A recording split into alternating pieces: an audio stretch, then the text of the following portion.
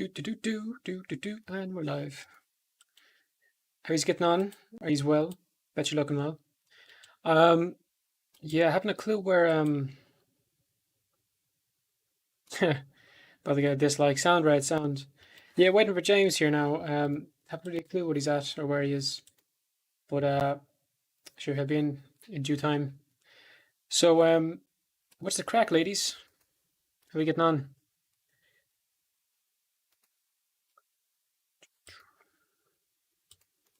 All right. Guess while we're here, I know Thomas is doing a bit of a charity stream. I think on Saturday. Again, fair play to him. Not really sure what it's going to be for yet, but sure he'll let you know. Not too bad in it. Dog, he's probably having a nap to be honest. I'm still waiting for him. I was hoping he'd be here early, but what can you do? How you getting on, Daniel? How you getting on, Atomic? Doghouse? Clickbait? Clickbait is it? Oh, blocked. You're getting blocked, bro. Actually, I seen a video from you, dog, the other day. I think it was like you helping some young lad up the stairs. I don't know. You said he was disabled as well. Fair play to you. You see the poster in the background? Yeah, he's fine. Yeah, it's not too bad.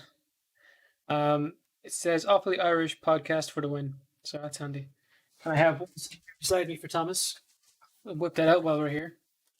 Um, just a sec. In the goddamn tube.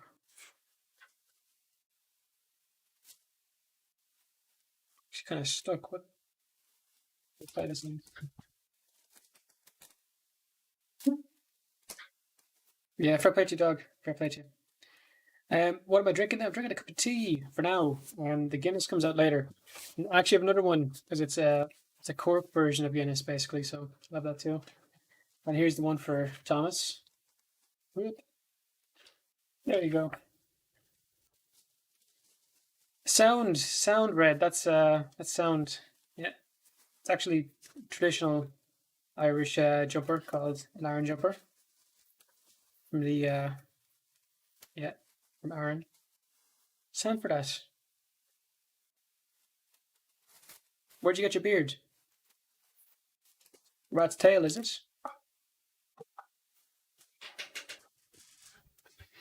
Uh, yeah, good man, dog. Do do do do. I message this lad again, see where he's at.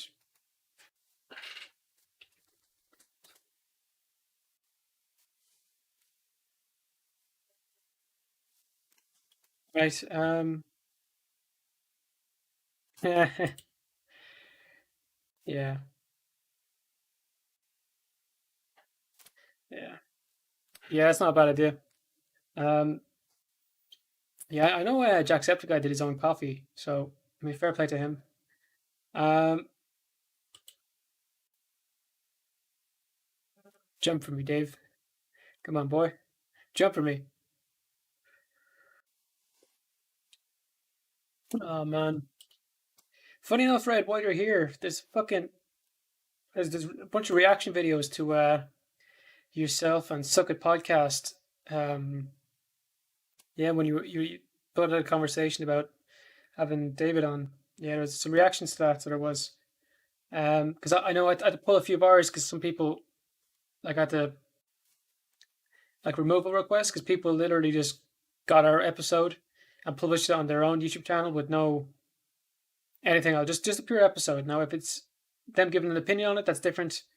But no, they just uploaded our episode, got a couple hundred views, and then got angry because I said take it down. So, yeah, I don't know, man. It's a weird community. Them flat earthers. How you getting on, Lieutenant Arcs? Are you well? Rockseller, what's the crack? Now, see if I can call this guy. Get him to hop on again. I'm actually pretty convinced he's having a nap. So, give us a sec now.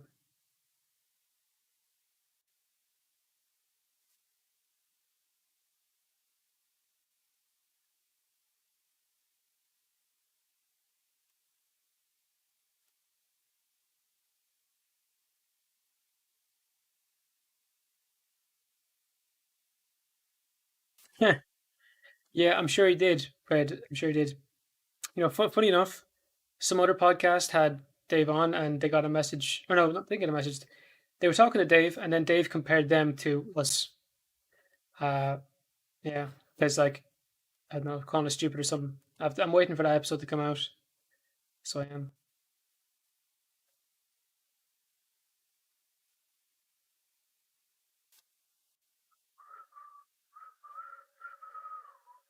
I'm just gonna open it for now because I don't know what the crack this lad's at. I'm after calling him twice, and I'm after messaging him since ages ago.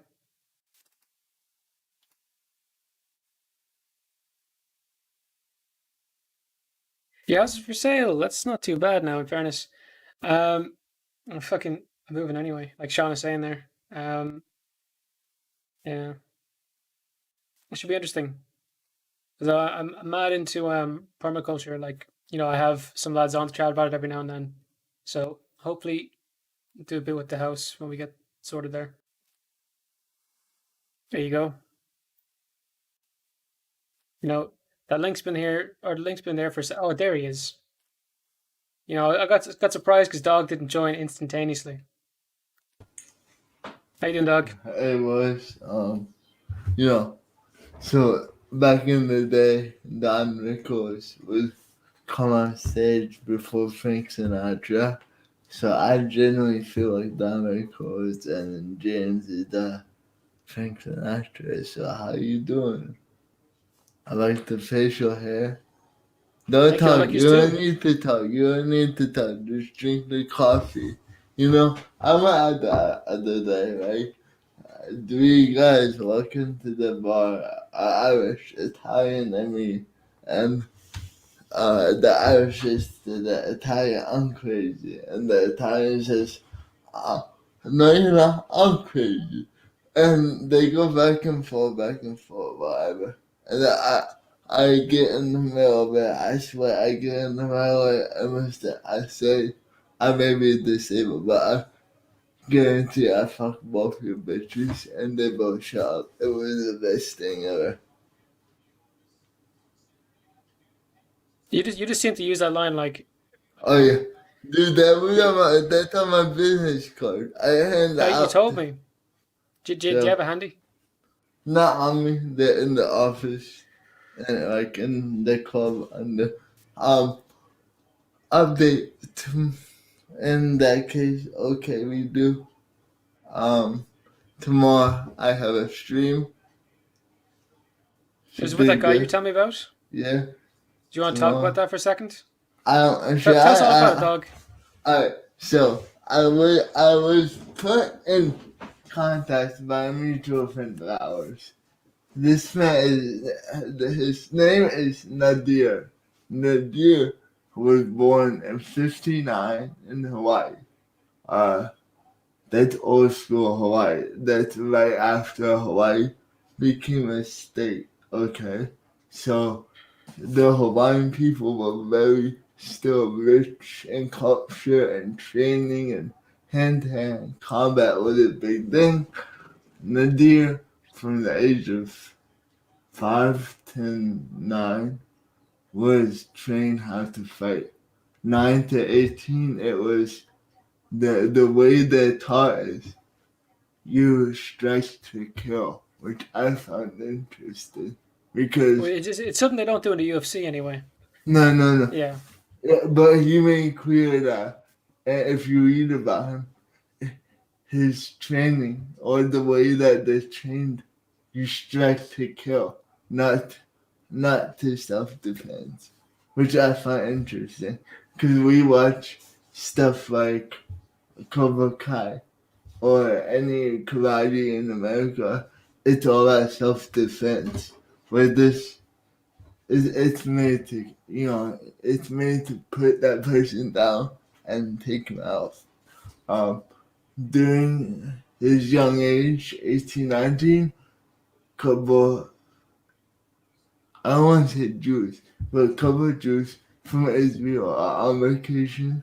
Like on Israelites, I think that they're on vacation. They meet him on the beach they tell him about Israel, and he is fascinated by the culture, by the religion.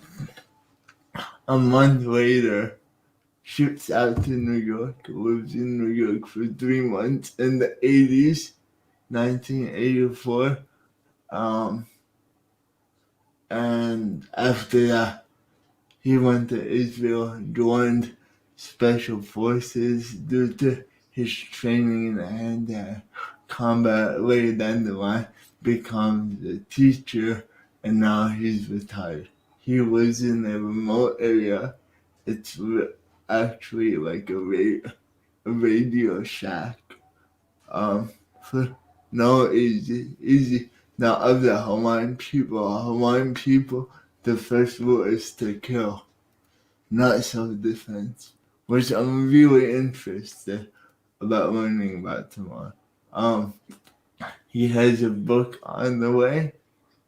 He's never done a podcast or a show before, and you know, I'm very excited to get into it with him. So I'm excited to see it, man. You know, like when you're telling me about him, dude, he's got one hell of a story, and when you're doing a show like that, that's what you're looking for. Because if you have a guest on and they're like, "Yeah, I played this character," no, I don't really know why. I just needed the job. I've had these interviews; they suck ass. But when you got someone with a story, well, we had Steve Cantwell would be our equivalent. It and kills. It just kills. I think it's gonna be a great show. His connection is it was during our pre-meeting. I taught him how to come in the room like this, like we are, and he got the sense the connection wasn't that bad. We talked this morning, but he's very interested on coming on different shows. After I conclude with him, he's definitely gonna bullshit with me for an hour. He's an older person, but he's very, young, like a young soul. Like he understands acceptance, he understands. He's a very spiritual person. His grandfather was a complete badass. I'm talking like built like Dwayne Johnson, like that kind of Hawaiian man.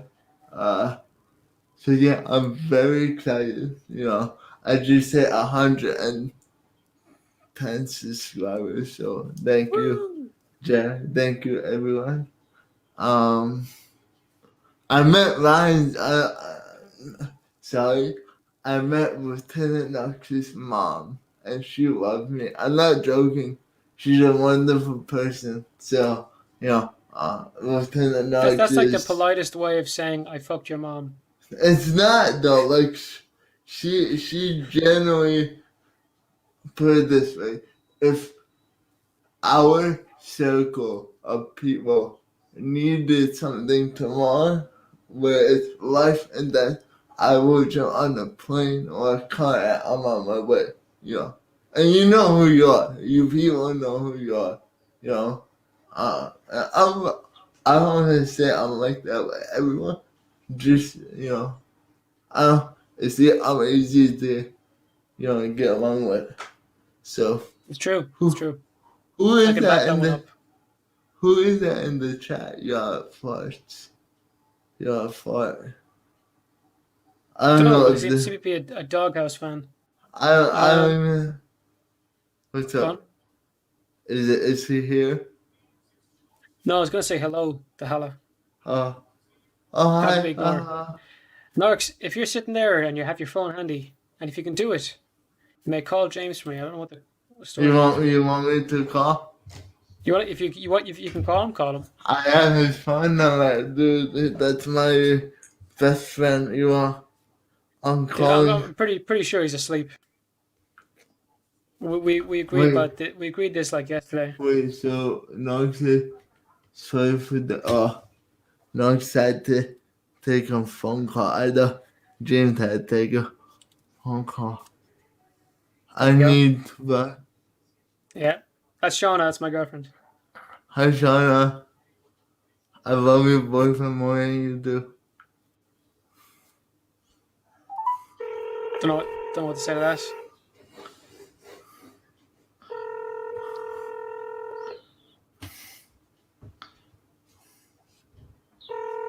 I'm gonna hang up if it goes.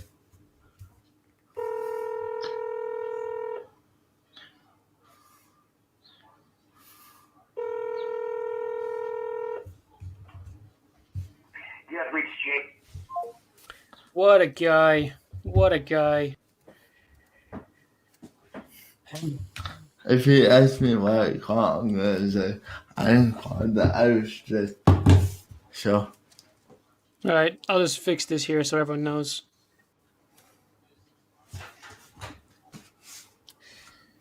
Yeah, I guarantee you, Shauna, I've been born in 5 years, giving you some credit when we met at like 5.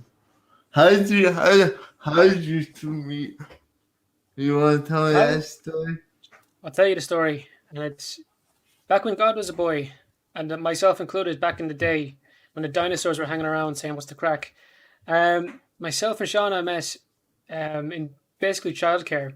So we're both two little toddlers of 5, you know. And yeah, we just went to the same place, and it was carnage every day. The food they gave us, awful. I was like, you get a raw potato every now and then. That was great. That's not a word of a lie. Um, it's just some weird stuff, weird carry on, and yeah, we kind of went there for a while. After about like age, I don't know, 12 maybe. Mm-hmm. Hadn't seen each other. I think first time we seen each other after that was about 13. Not friends. Like we did not hang out. Um, yeah. What else? When we're about 16, we start getting on better. I remember it was like a birthday or something, and he invited me over. Or I invited myself really. So we're hanging out, we're having a crack. We end up getting together. That was great crack. Uh, and then afterwards, I was like, rather than be some kind of manslaughter or anything, like just leave it at that. I was actually Yeah. very interested in her. I was really, really interested in Jonah. I still am, obviously, and I thought she was just amazing, lovely, and I just kind of went out of my way to keep in contact with her and to I eventually go out with her. And well, fucking there you go. It was about 16, 17 when we got together. That was great crack. That's No, cute. I like that. I like that. yeah, I'm not making jokes. I like that. Um, I don't know, dude. I feel like single life is a good life for now. For me, sure, for now. dude. I don't know. If I wasn't already going out with her, I would probably strive to be single for as long as I Yeah. can. Unless I have something to offer someone else, I'd probably try and stay But like you two single. met at like 16, 17, and that's cute. You know, I know people like that. But like, I'm not speaking for over there, but over here, like, oh, relationships are taken with like a pinch of salt. I hate saying that, but it's like nothing has nothing has meaning or value. It does, but it's not like 15 years ago, or it's not like 20 years ago. I don't mean to sound Well, like you think the way people are dating and all now is just different. Like it's not as meaningful. yeah, I sure I see it in my friends. I'm sure you do too. You're a bit older than me. I see it in my friends, and it makes me really wonder. Like if you're gonna go out, if you're like gonna date someone and I guess stay with them, dude, you have to be a bit past just physical attraction. yeah. Like you have to be really interested in this person, or like you just gotta connect in some way. You know? So wait, I have a question. Let's say hypothetical, right? Shauna's gonna kick my ass, but hypothetically, you're single right now, and you like this female, because this is what happened. Start over. You're single. This my cousin's friend follows me on Instagram. I'm like, oh, she cute, whatever. So she DMs me, congratulations, because I just graduated 2 years of college, blah, blah, blah. So I'm like, oh, cool, whatever. I don't think that much of it at first. I actually looked at her, she cute, you know? So we were talking in the DMs. That's why in the DMs, it's good, it's good, it's good. I get the Snapchat, it's good, it's good, it's good. I get the TikTok, and I don't know, it just turned me off. Like, Yeah, seeing, I can understand that. Yeah. so like, would that apply? I want to say to China, but would that, like, right now, right here, you know, you just meet her 2 months ago and you guys went on one date and then you found her TikTok and she's doing shit like stuff like that. Is that a turn off or do you don't mind that because that's our culture today? Personally, it would freak me out. It would affect Yeah. how I'd go about it. Like, you know, I'm not the best judge of character, but you know, I have an idea. And if I see something like that, it's a major turn off. Like, I'm not looking for someone to be this like. I'm not looking for anyone in the first place, but you know, I'm not interested in someone just being like two dimensional, like not having any depth to them. And yeah, I think you'd find that with that kind of person. I don't know, man. Like, there's some like people who are really shallow, and I would really want to avoid that if I was single.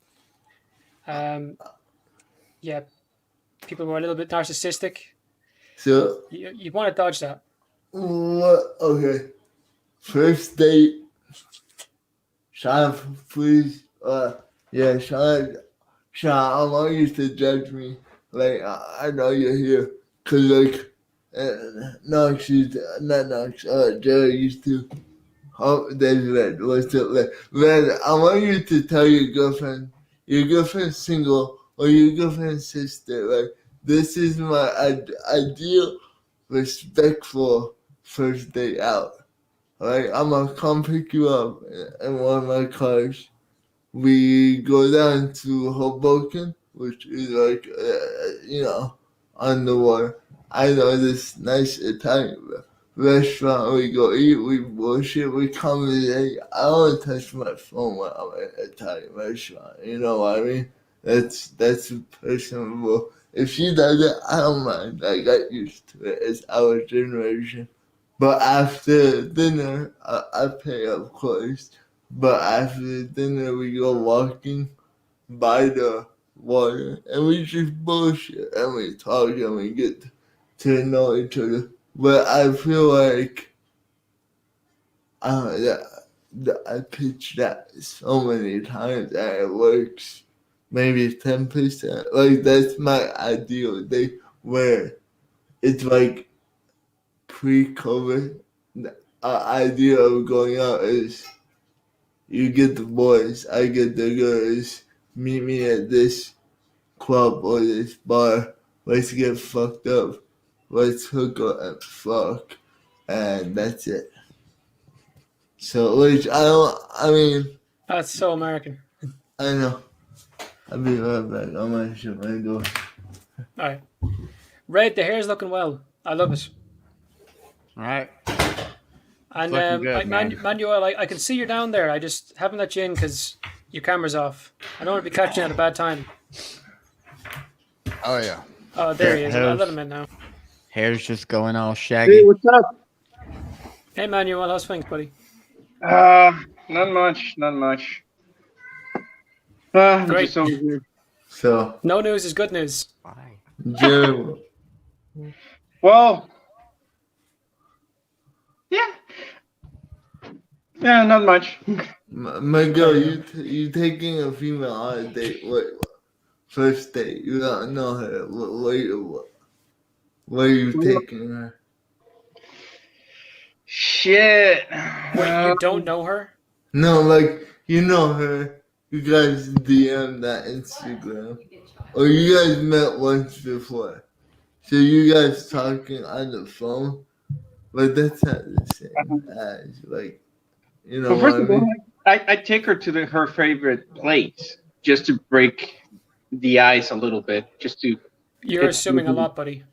Yeah, You're assuming she knows what her favorite place is, yeah. or that if you like, it's No, just like no, the whole no, thing no. of If the dog's where do saying you want to that, go with that food. if I talk to her, I'm a least know like where her favorite place might be, Fair enough. I mean, like, because if okay.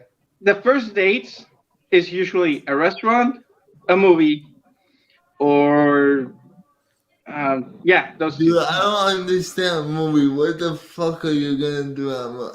I get you. I get you. I know people do it. I have done it. But what's the point of a movie? Like, you guys just gonna sit there in silence, watch, and that's it. You know, I don't know, man. Jump in here, man. I feel like you're thinking.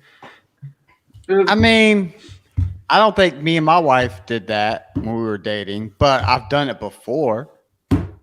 No, that was my first date with Shauna. I went to cinema. We went for food first, and then said, "There's a cinema here. We'll go in." I don't know, dog. Like, where else would you go?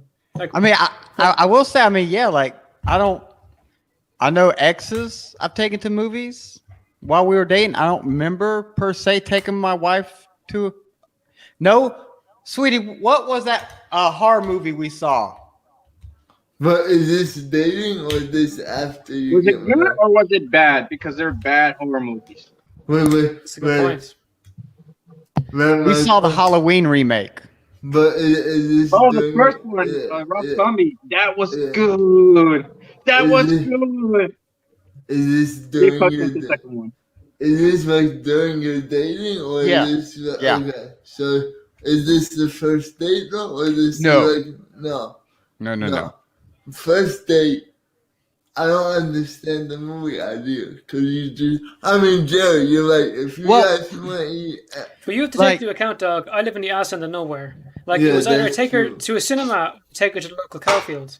And even for me, like, you know, you live in Jersey around a whole bunch of stuff. You know, I live in the middle of nowhere in the country as well. So not a lot to choose from.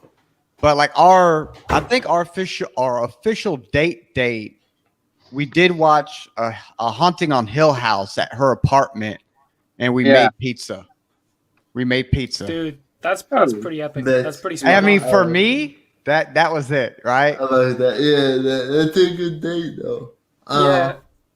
Here's this with Shauna here. On our first date, we went to like this American kind of style restaurant. It's called Eady Rockets. I don't think they have it in the States, but yeah, we went. Johnny we went Rocket? in Eady Rockets. Oh, So you know, we went into like a discount store beforehand to get like a bunch of snacks, bring it to the cinema, because outrageous pricing, blah blah blah. And she buys like a packet of biscuits, and then we go into like this place to get food. She gets a pot of tea, and then starts taking like a packet of biscuits while we're having tea inside of a restaurant. Like, yeah, I learned a lot about her that day. It's like I don't know, cause like I'm very OS, I'm very old school, you know, which is a bad thing in the game. I feel like, you know, I don't know. It's like I enjoy being single. Don't get me wrong. I've been around. Dog, seems like Dog just wants to find that woman and settle down and you know, white dude, picket fence. No, yeah. He's tired of the Wyoming. hose. Wyoming. He's tired of all the hose and shit. Wyoming. If I can, when I can, I'm finishing college. I'm moving my ass to Wyoming.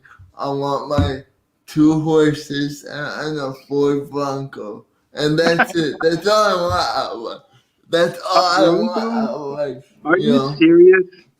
Yes, Get a dude. 150. What? Get a 150, not a Bronco. What are you, Nah, O.J. yeah. Simpson? No, fucking Oh, Walmart. the new ones look good. Somebody at work has one of the new Broncos. They actually look. They do. I don't want one, but they look good. Have you seen? Do they? Yeah, They they do. look good. I'm Have you not a seen Ford the- fan, but they look good. I'm not either. I have a Mercedes, but if you ever seen, have you seen Walmart? No. Okay, Girl, Netflix. your life is flickering. Netflix. It's I the know. aliens. Go Oh, I on thought he Net- was in a haunted house. Go on Netflix. Every time Flat Earth gets debunked, my light flickers. Man, That's Yeah. perfect, bro. That's perfect. Yeah. I love that. Yeah. man. Oh, I have you both here. But Yeah. my guest tomorrow. Were you here when I was telling you? No. Did you hear? No. What are you talking about? My guest tomorrow. Is it what you Oh, messaged me yes. that one time? The You messaged guy, me. yeah, born in Hawaii, went to Israel. He's Yes. Yeah, I remember so- hearing about him. So tomorrow, 12 p.m. Me and you time East Coast, and this is his first show. He's very comfortable with coming on. Others, depending how mine goes, we had a half-hour meeting last week, and half hours turned into 2 hours of story time. And he's like, "Listen, you're not my friend anymore. You're my brother. I may be older, but you're my little brother now." And add me on Facebook, really spirit God. Anyway, we see tomorrow. But like, I see you Looking doing forward to it. international. Yeah, I got. Go ahead. I was saying I recorded one today with the lead singer of the band Tardigrade Inferno out of Russia. I Really seen cool. that and I was like, "There's no way. Right, yeah. There's no way they call themselves Tardigrade Inferno." Yeah, I asked Man, him that how they picture they came up have. with that name. Yeah, it's pretty damn Yeah. cool, dude. I like it. First band shirt I've bought in over a decade. I went ahead and got myself a shirt from them. Putting that one out tomorrow. But right now, I had a few things lined up, but with wife and I selling this house, buying a new one, kind of put everything on hold while we do that. So Yeah. yeah, So, Jared, you need to buy my house, man. Come buy my house. Where's the house? So what's with the move? It's kind of out of nowhere. You do well with the embassy and It TV did come stocks. out of nowhere. No, it definitely came out of nowhere. I mean, Someone my made their wi- millions with GME. the wife, she would send links to various houses, and yeah, they look good. And we knew we wanted to upgrade at some, anyways, because she wants to have a kid of her own, so we needed more space for that. And we knew it was going to happen, but we were going to put it on hold for a while, but she can't ever stop fucking looking. So one day she would send me a link, and I didn't look at it. And then she said, she called me that day. I was like, "Did you look at it? Did you look at it?" I was like, "No, it's a house. I'm not looking at that. We're not doing that right now." 2 days later, we found one we liked and made an offer, basically. So, where you moving from? Where you moving? well, to? I'm not moving far away. I'm Is probably it- 20 minutes. 20 minutes away from my house now. That's still an upgrade, though. It's definitely an upgrade. 5 bedrooms. Yeah, Definitely an upgrade. Yeah, 5. Technically, 5 for 2. Yeah. 5 and 3. Oh, 3. Yeah. Oh, No, sorry. 5 bedroom, 3 bathrooms. For 3 people, yeah. Oh, 3 bathrooms. Yeah. They're gonna have more kids. Wow. They're gonna have. Well, that and I get a whole room for the show, for my show. Oh, what, dude? How nice is it? This is what Yeah. you're gonna get. I love I'm it. saying, like yours is also your bedroom, though, right? No, Oh yeah. This is just this is my office. Oh, Yeah. damn. I'm getting up to dog level then. Yeah, I'm dude. upgrading to dog level. Hell yeah. Yeah, I'll show you out. So In order. I just the window of the TV and on the side that there we go. There we go. Should the keyboard. Oh, yeah. On this side, that's all we got. Not a bed And in you sight. got no. Not a You bed got- inside, no. You guys All right. you guys never see that side of the room. But originally it was my dad's office and there was paperwork everywhere and there was a computer, a desk here for gaming and for me. And I eventually said, you don't use it, go in the basement. And he was like, this is when he shut down his office because everything is from home now. So there's no need to like have an actual office. Yeah. Or calling center. So everything's in the basement. The server's in the basement. Yeah. So he has like a one room office for mail because he doesn't want to send like bills and whatnot to the house. So he goes pick them at the office. Shall I call James again? Just to annoy him. Wake him up. Yeah. Wake him up. Is he actually sleeping? Dude, I'm pretty convinced. Like what? In Pacific Standard Time, it's like 2 o'clock right now? It's like 1 o'clock. Sounds about- 1:30. Okay. Because, what was it? At like 2 o'clock here, he was still awake. That would be like 4 in the morning.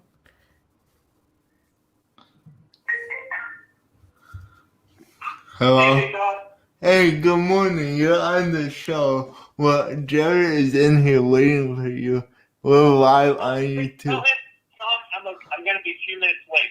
He hears you. He hears you. Huh? He hears you. All right, I'm on. I'll be on in a couple minutes, okay? Okay. Come on, old man. No time. No time for nothing. Wakey, wakey. What a guy. Fair Can play to you- dog. You know, I got You you. want Dog saves the day. You want me to email? Can you Dude. send him the link? I did 3 hours ago. On what? What did you Instagram. send it? Instagram. You send it on your Instagram. okay, let me go. Let me find my Instagram. Hang on. Old man trying to use technology. Yeah. What's he like? But yeah, go back to My mum button grand. Hang on. what a guy. Hey, Joe, You know,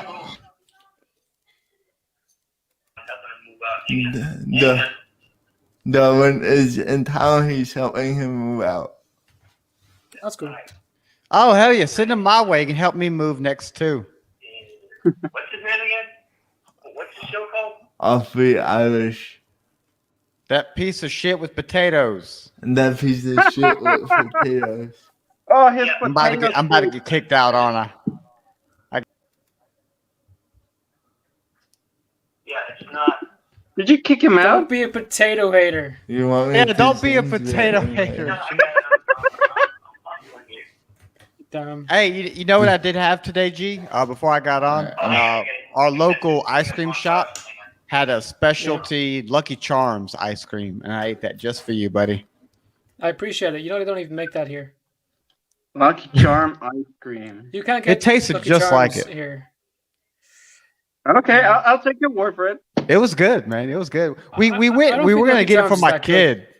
Well, we went to my son. We thought he was gonna like it, but he wanted Oreo ice cream instead. So he got Oreo, and I was like, well, screw it. I'll go ahead and have Lucky Charms ice cream, marshmallows and all. Yeah.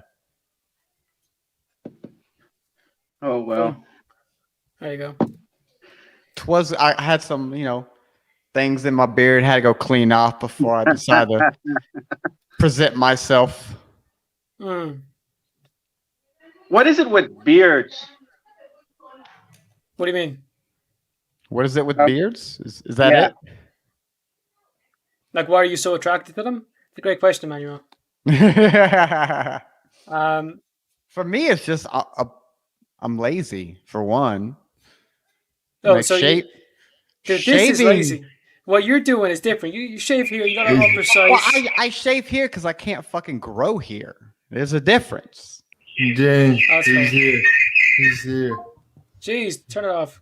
All right, He's I'm here. gonna put you lads in the He's- background. I'll drop this lad in. Let him say good morning. Good morning. Top of the morning to you, kids. How you getting on? As actually Darwin came by to pick up some stuff. Him and Becky are doing a full move. He's moving his mom out to Wyoming today. So many wonderful things are happening here in Southern California. Yeah, you got a couple of things going on. Didn't Wyoming drop that mask mandate fairly recently? He must like that. Yeah, you know what? I have changed the way I function in the world, so I don't even consider it anymore. It's like, that's the mask, sure, why not? Apparently, there are restaurants up this week. I just heard, but man, I barely leave my house. I love it here. I'm so happy just here doing my goofy shit, Hmm. So what's your show about today, man? What's going on? What's happening with the show today? Well, it's only 40 minutes in so far, but no, what we were going to chat about fucking voice acting and so on. Oh, yeah. Yeah, sure. I say you know a fair bit about it. Actually, That'd be a fair assumption. I know less than I think I do. I've always said in the past, I really I don't qualify myself as a voice actor. I've done an extensive amount of it, but when I put myself in a room with guys like Nolan North and Troy Baker and Bloom, these guys, they have dozens of different characters. They've done dozens of titles, and I really have only done two, and it's kind of the same guy over and over again. Like what's It's hardly a fair like comparison. Like Troy Baker has done some of like the best shit out there, and Nolan North just does everything. Well, that's the thing. That's my point, is that they both are so accomplished and so good at this, and they're so malleable. They do so many different things with vocally, and I really am basically a one-trick pony, Now, granted, it's a pretty big fucking trick, but I wouldn't in their presence. I wouldn't qualify myself as being a voice actor. I don't get hired a lot for that, Yeah, you do more acting anyway. Yeah. But yeah, like you're best known for the voice acting though. But it was more than that as well. Like it was, what was it, mocap as well? Well, Woods is primarily performance You did the whole capture. shebang. I think Yeah. 75% of all my stuff with Woods was done with other actors in the room, live action, which makes all the difference in the world, because now you get to bounce off another human being. Not only do you have the vocal inflections, which is the big, you got to act with your voice. You have to do things with your voice that would almost be overacting if you were doing it live action. Because, a lot of our communication is nonverbal. 90% of our communication is done with body language. So being able to translate all that information into your vocal performance, that's a craft and a half. So I'm not going to say I have that in space. I can do it. I have done it at a very high level, but that again, it's a very specific thing. But the tenets are the same, right? The ideas of the craft itself are very, very consistent. Be authentic. Try to have a lot of levels of understanding of the line, and try to understand what you're talking about. It's mostly about understanding what it is you're talking about in any situation, and I think that's the gist of. And character development is really a matter of having a point of view and knowing why you're saying something. Why is this particular thing relevant to the circumstance? Yeah, you brought that up on your, I think it was your last show or the one before. You asked some guy to try say like a Woods line, and you said it's more than just saying those words with a grizzled voice. What's the intent behind it? Yeah, I really thought about that because we had another voice actor on afterwards, and I was thinking in the context of that, like how would you, I don't know, invest more into it? Well, that's the thing. For me, it's always been, again, that's why I don't really separate, I contradict myself. I don't separate the craft of acting in any, it's just the different modes. TV is different from, the requirements in television are much different than the requirements in the film, which are much different than doing a commercial, which are much different than doing theater and video games. But at the core of it all, it's about having a complete understanding of what you're saying and why you're saying it. For me, I break things down into these little phrases like say what you mean what you say. And there's a lot more to that. Say what you mean and mean what you say. So that there's a lot there, and you got to unpack that. But those are just my little kind of one-liners that I use to remember what I need to do for each situation. Yeah, you spit out a fair few good one-liners. I've been using one of them recently. What is it? Forget that now. It's like seek to understand, not to be understood. The goal is strive to understand, not to be understood. That's not mine. That's a Zen. That's out of my Zen training. That's a very Zen thing. Seek to understand, not to be understood. And that's a small snippet from a whole thing in the Tao Te Ching. And how did a guy like you get into Zen? Pretty not the kind of picture I'd be thinking of when I think Zen. Really interesting. Struggles, man. I had issues, still do. I mean, like and the idea is that life is a constant battle for awareness. How do you become more and more aware of yourself? How do you, we all have character flaws. We all have things that are given to us by, our families, by our religion, by our country, by where we live, our school, and you have to burn through these to see what's organic, what's normal for you. What is my family has a lot of ideas. Those ideas didn't work for me. So going through that is difficult because when you change behavior, you upset the people around you because now you're not dancing to the tune they're used to. You're doing something else. Like, well, shit. And having your personal autonomy, having your emotional independence to do that, that's the work. And I come from a not dire straits, but I think more than the 29 kids I grew up with, I think 18 are still in prison, another 10 are dead. So there's we grew up in a time when there's a lot of problems, booze, drugs, codependency. So battling those things, I have struggles. I had tremendous struggles, and Zen seemed to be for me, it was organic. I grew up Catholic.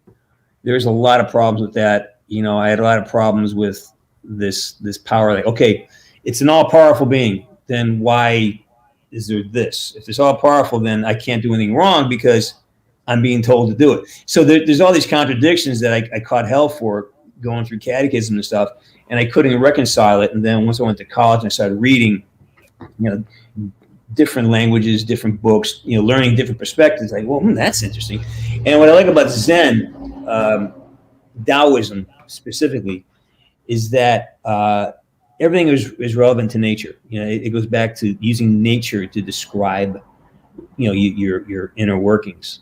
Like in nature, there's no right or wrong. There's actions and consequence. When a lion kills a baby gazelle, well, it's horrible. He can't do it. But follow the lion a little bit longer, and that lion's feeding its kids. So is the lion evil? If you look at a lion killing attacking a water buffalo, that's evil. But then it's feeding its kids. It's taking care of itself. So evil is it's a matter of perspective. Evil is subjective, and that's what I like about the degree of accountability demanded by a pathway like Taoism or Zen is magnificent. It's a huge amount of accountability. You don't get to blame it.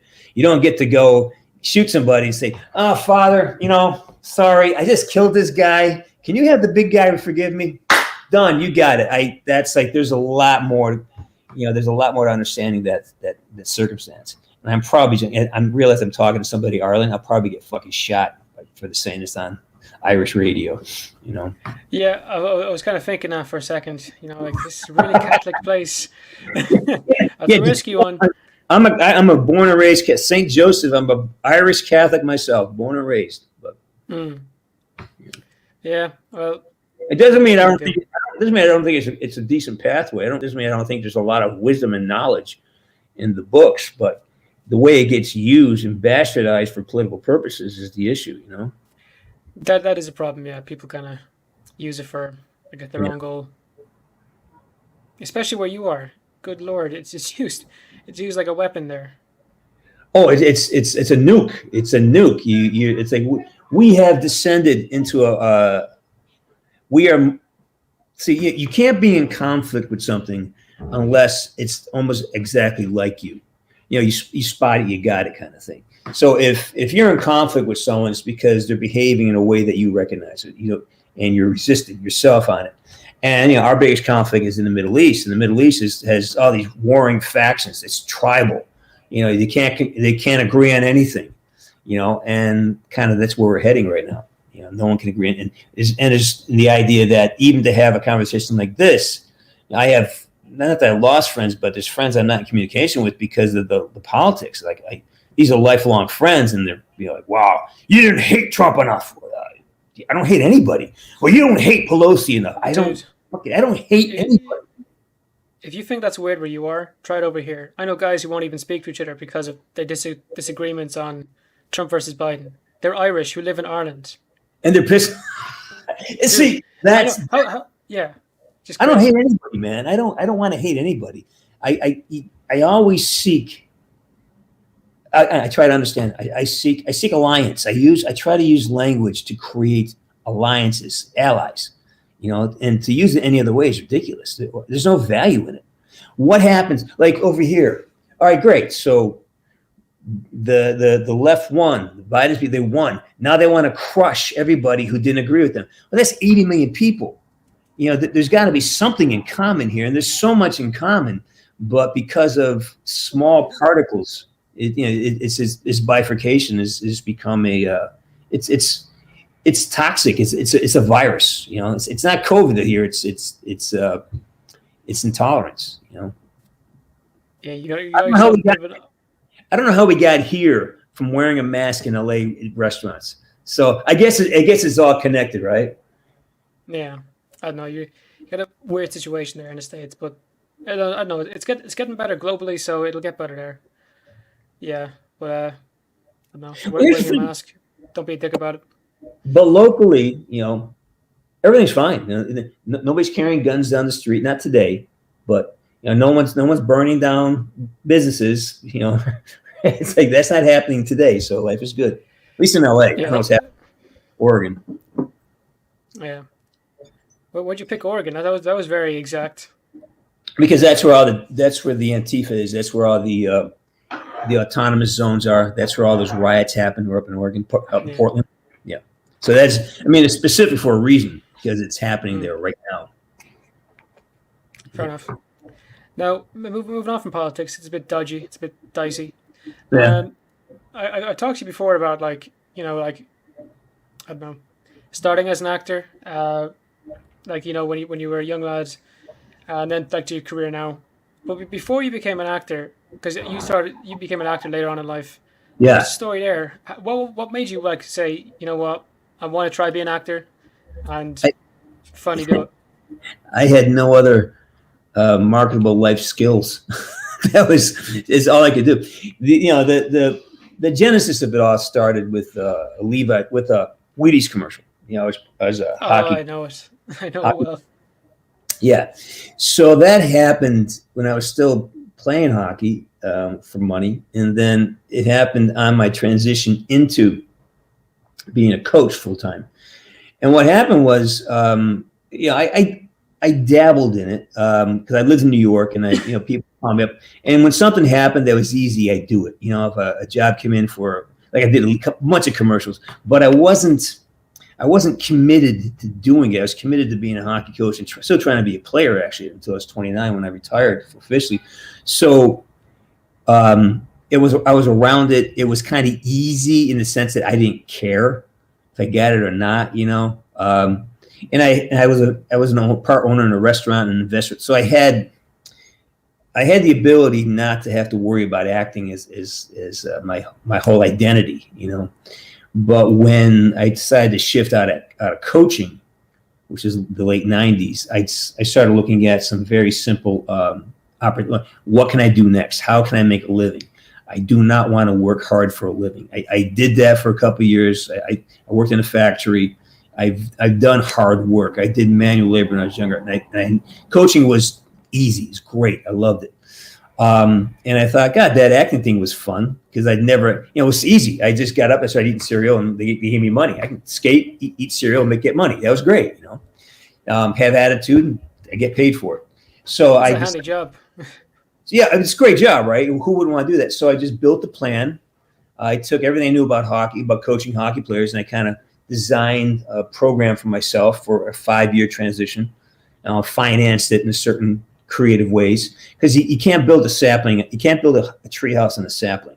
You know, that means like your career is like a young tree. And if you put weight on it, demanding that it give you a place, give you money, you can't support that because number one, you're not good enough. And you don't have any experience relevant to, you got to be valuable. Someone pays you because they see value in what you do, right? So the idea that, how do I make myself interesting so people want to give me money to do it? And part of that is showing up and be able to do a professional job when asked under any circumstance. So for me, I knew that I learned best by making mistakes, and I did not want to make mistakes when there would be severe consequences. So I did a lot of no budget, low grade films. I probably did a couple hundred jobs before I actually got my first paying job. But I had built myself the capability of sustaining that for a couple of years. Like, I'm just going to do it. I don't care if I get money or not. I need to get in front of camera. I need to find out. I need to learn. I need to know what I don't know so I can fix it. But until you're up against pressure and consequence, you're not going to know what you don't know, because you will fall apart. You will rise to the level of your training or a level of your preparation.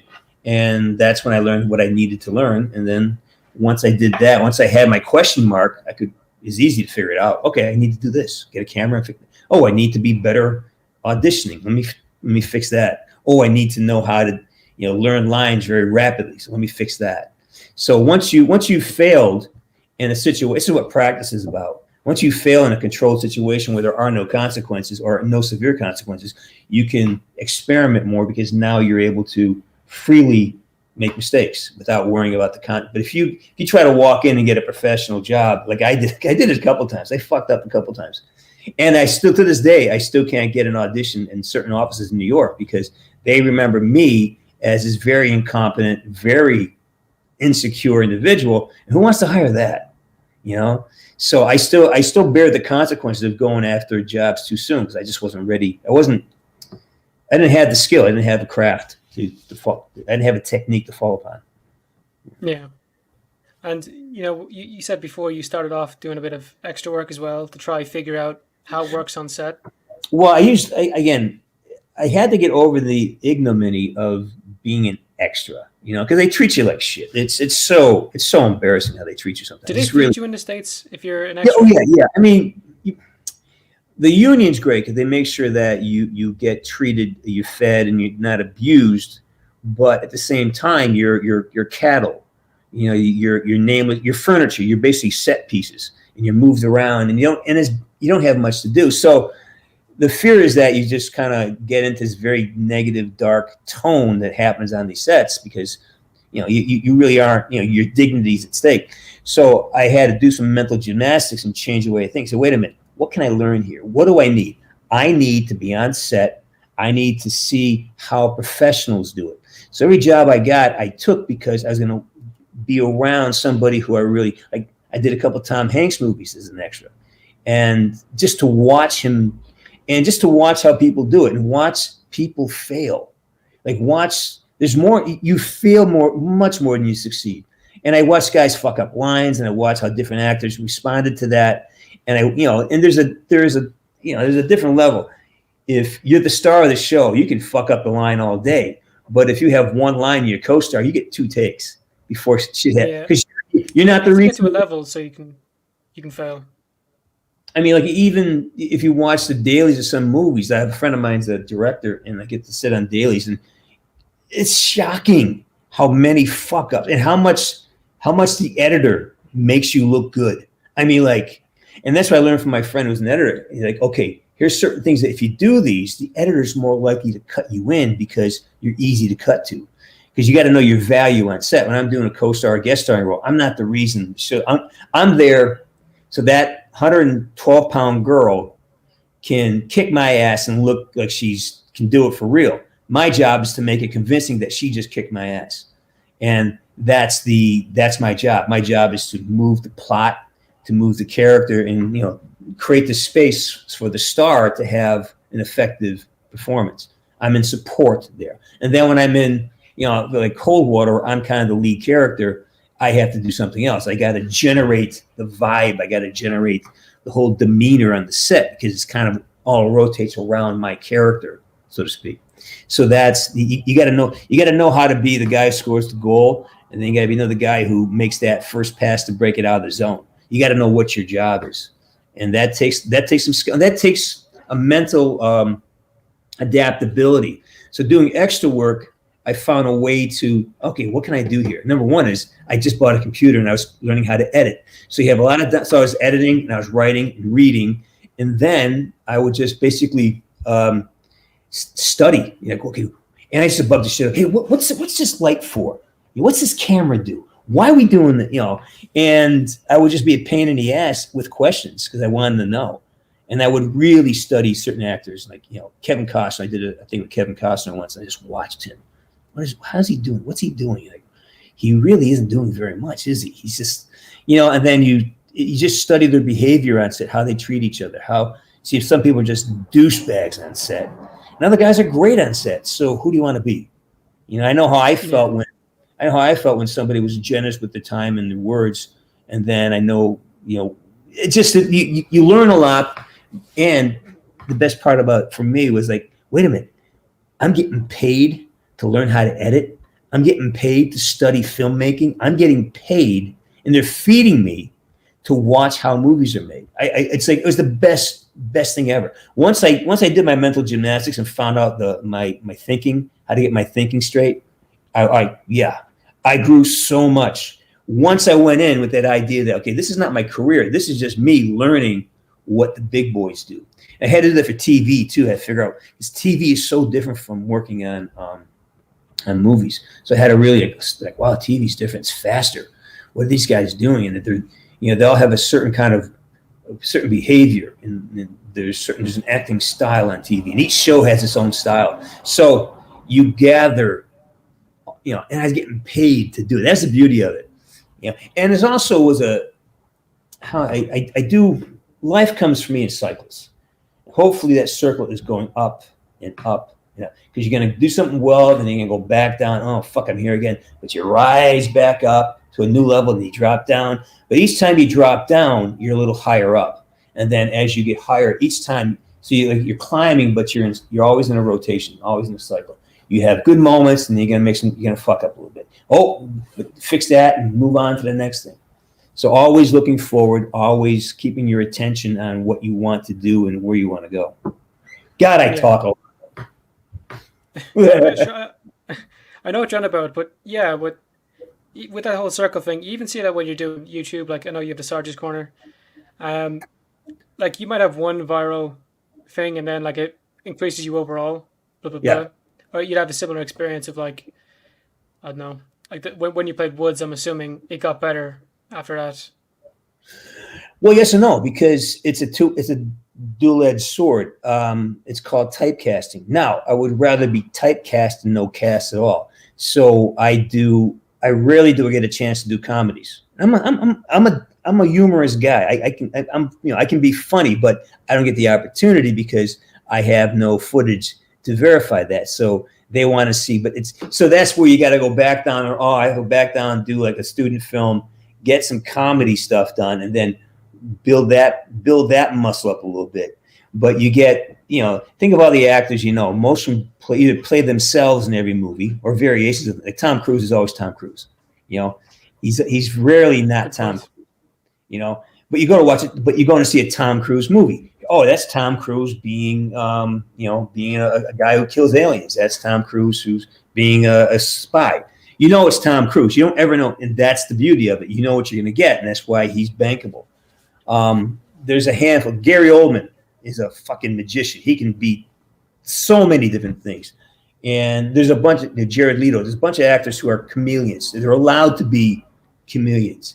And to get to that place where you're allowed to go outside of what people expect, that's a difficult place to get. Usually you're hired because, like Liam Neeson, he's an action hero now. He's all action hero stuff, right? Everything he does is another action hero. That's his place right now. And he gets paid handsomely for it. And it gives you, and it's fun. The craft is fun, but getting to that place where you're recognized for a certain thing, that's great. I mean, who's that kid who does the Punisher now? He's the Punisher. He was in the Wolf of Wall Street. What's his name? But he was also on he was on Walking Dead. Yeah, I can't remember his name. But anyway, see, he's playing that same role over and over and over again. In different capacities, and he does a great job. I'm not demeaning it, but it's like you're going to trust that he can do the role because he's done it so many times. Yeah, it's John Bernthal. Yeah, he's a great actor, but he's played that character a lot. That kind of tough, kind of wounded, tough guy. I love what he does. But that's his niche. He's easy to hire because he's good at it, and he's he's identifiable. Oh, you see, you're expecting him to be a certain way, and when you break that mold, people go, wait a minute, what's he's not. It's a romantic comedy, and I'm sure he can do it, but it's just when the producers go, wait a minute, he's never done a romantic comedy. Let's have him kill some shit. I'm kind of in that, in a lesser way. I'm kind of in that boat. Yeah, I see it. But at least I'm in a boat, and I'm happy about that. Yeah, I think movies like John Wick opened up that kind of tough guy goes on a rampage scene. Yeah. Like it was definitely seen if you watch the Punisher TV show, that had its inspirations in John Wick. Yeah, and there's a Mads Mikkelsen ripoff of John Wick as well fairly recently. I think you would have done good in a role like that. I think that you would do something insane with that kind of role. I love Mads Mikkelsen. I love him. Yeah. Yeah, I mean that's the thing, and there are so many things you can't control when it comes to getting a job. Like, I don't know why I get half the jobs I get, and I certainly don't know why I don't get some I think I should get. It's just there's so many variables that have nothing to do with you as an actor or a person. There's just mandates and there's things that. So all you can do really is show up, have the best possible experience you can have in the room or in the meeting, really enjoy it, try to present yourself in a way that you're going to enjoy playing that role for 6 months or whatever it is. So have the best possible experience, be as authentic as you can, and walk away and go have lunch because there's nothing else you can do. If you do that, it's been a success. The meeting was great, and that's all you can do. Everything else is Yeah. I had a question there. What was this? Well, yeah. What's your overall goal as an actor now? Like, I'll give the ambulance a second to pass by.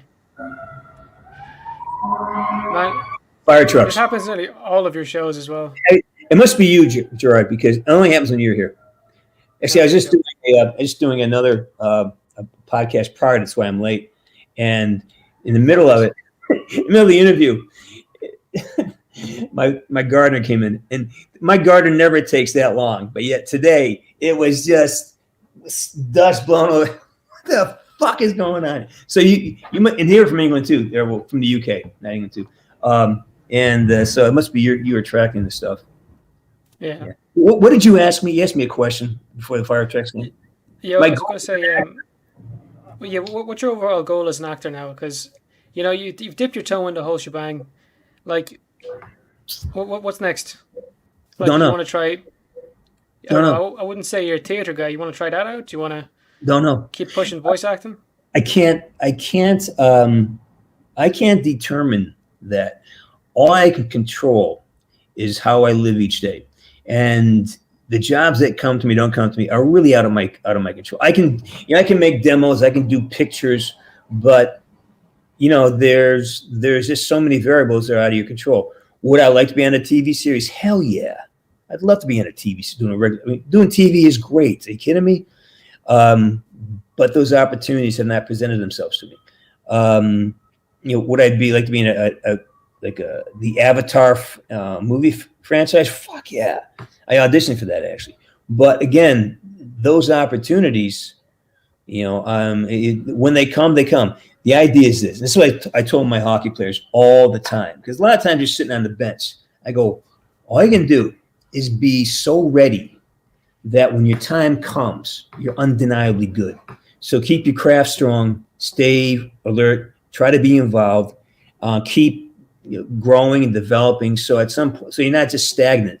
And so when opportunities come, you're ready and you're the guy. That's how Call of Duty happened. I just happened to be fully versed in Vietnam. I'd been studying the Vietnam War for 10 years. I've been reading books on John Plaster, who was one of the original SOG team originators in Vietnam.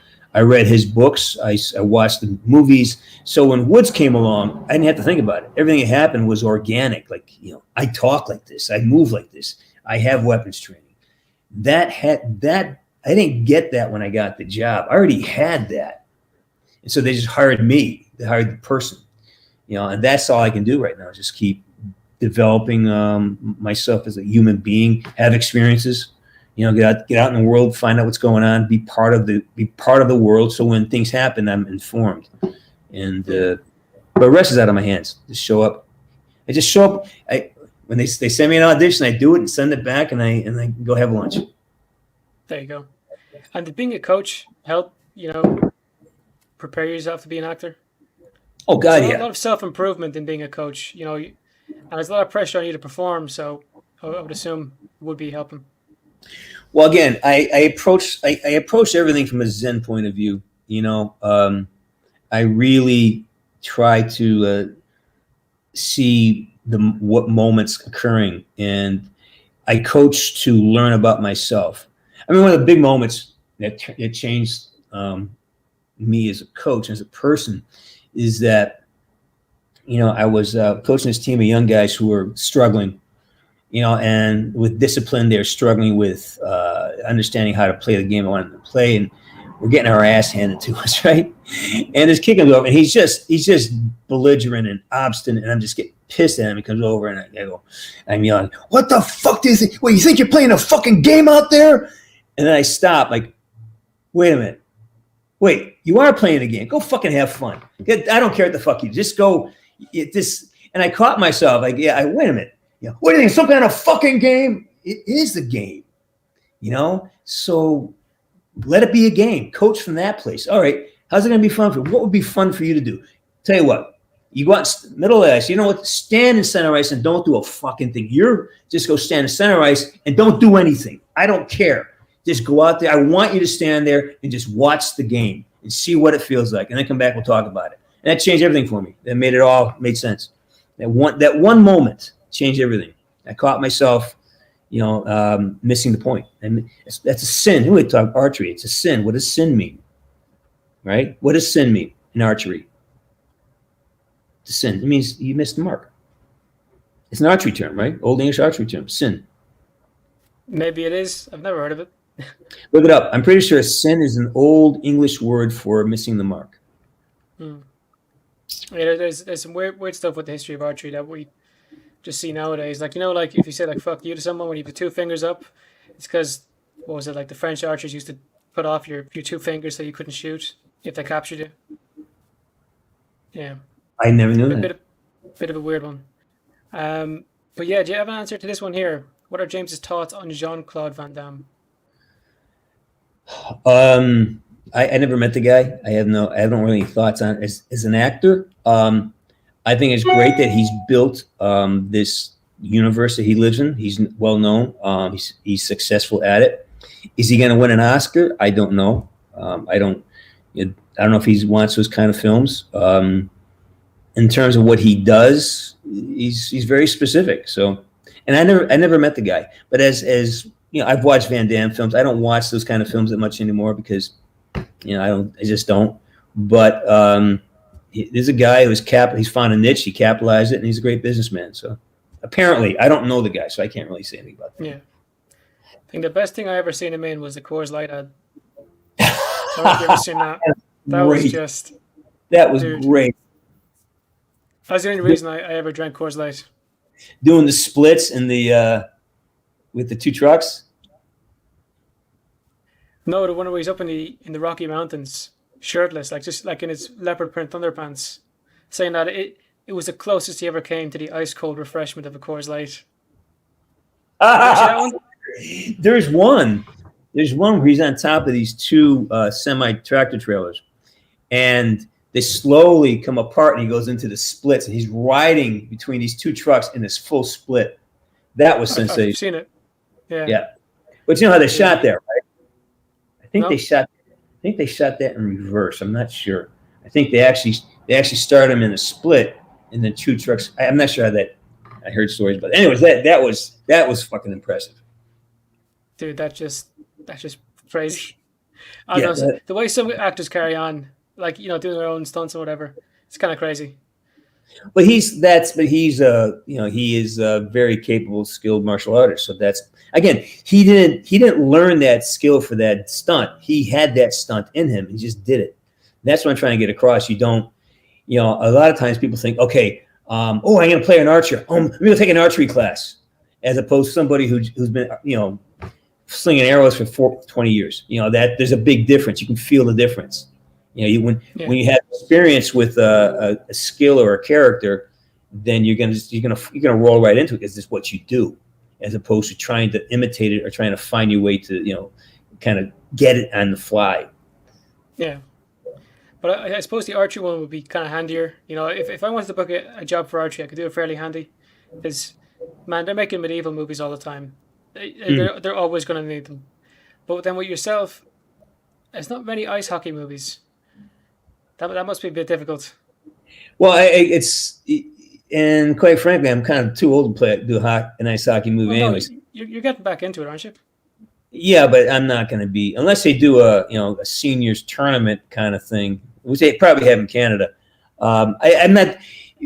It's more about, I'm getting back in hockey too, because I remember, I don't know if you saw the show, but I'm sort of repairing my knees. My knees were in bad shape for a couple of years, and I realized I got in bad shape because my internal dialogue, my mental dialogue was, oh, my knees hurt, I can't skate. My knees hurt, I can't ski. Wait a minute, I am reinforcing, and my body, okay, well, if that's what you want, we'll make sure your knees don't work. And the minute I changed my attitude about that, I said, I want to skate, my knees are getting stronger, and I'll probably be able to skate by next year. So your mental, again, the quality of your thinking dictates the quality of your life. And another thing I harp on all the time. Yeah. Yeah, you said a fair bit on your own show. We put a lot of barricades in front of ourselves, and you should really try get past them. And realistically, you're in control of it. Well, what we're in control of is our thinking. We can either decide I'm going to believe these thoughts about myself, or I'm not, or I'm going to take these thoughts. Do these thoughts lead my overall momentum in a direction that's healthy for me?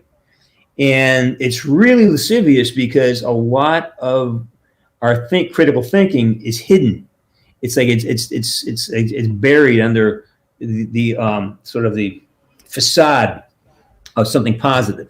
We have to be really careful because we've trained ourselves to hide our own self-loathing, our own low self-esteem, and we kind of manufacture ways of hiding it and still putting it out there. I catch myself doing it all the time. Being negative is a real commonplace thing, and it's so dangerous. It's part of being human, but you have to catch yourself, like you're saying.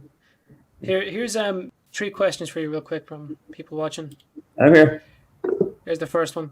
Has James seen the Japanese dub for Call of Duty Black Ops 1? I have not. I wish I could.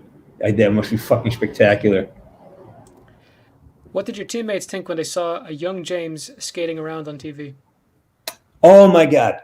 Okay, so this is back. This is back for email. This is back before texting. This is back the 85, 80. And I got there are buddies of mine. It came out. I mean, the first time the Wheaties came out, it was what was it? Against some football game, something like that. And a bunch of my a couple of my hockey buddies from high school were at this bar. And I get a phone call. I get my message machine. Back when we had message machines, had like a cassette tape, and you would, you call in and you leave a message on somebody's tape. You come back and you play this tape back for you.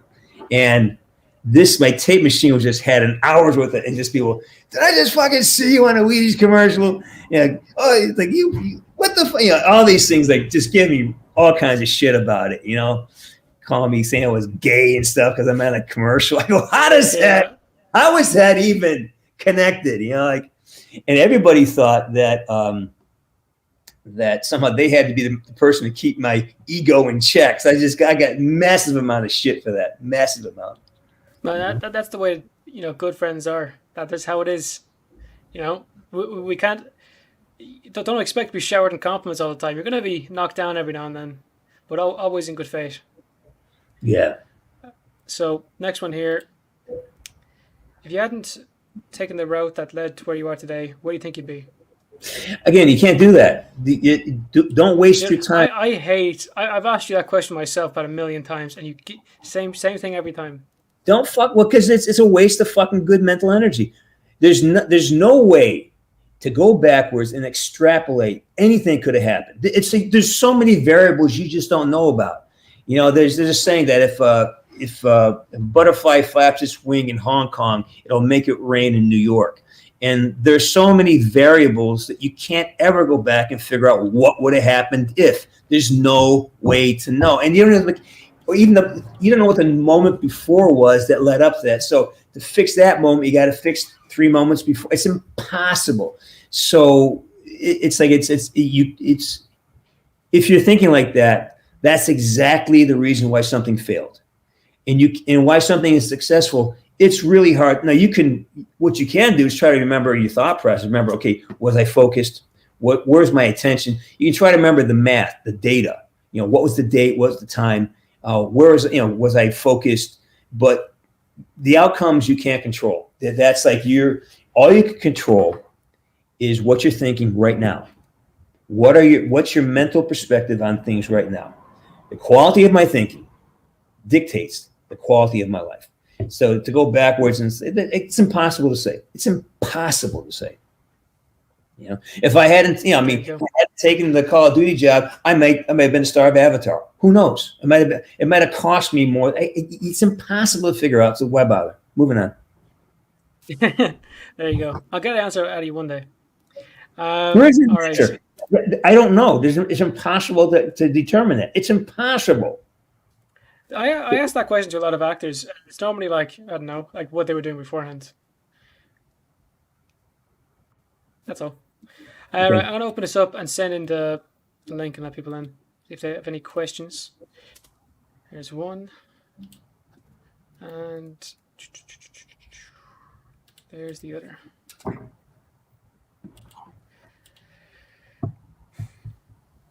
So how's things in California at the moment? Gorgeous. Carnage? It's 65 degrees. Sun's out. It's freaking gorgeous out. I'm going to get my bike out, take her a long ride today.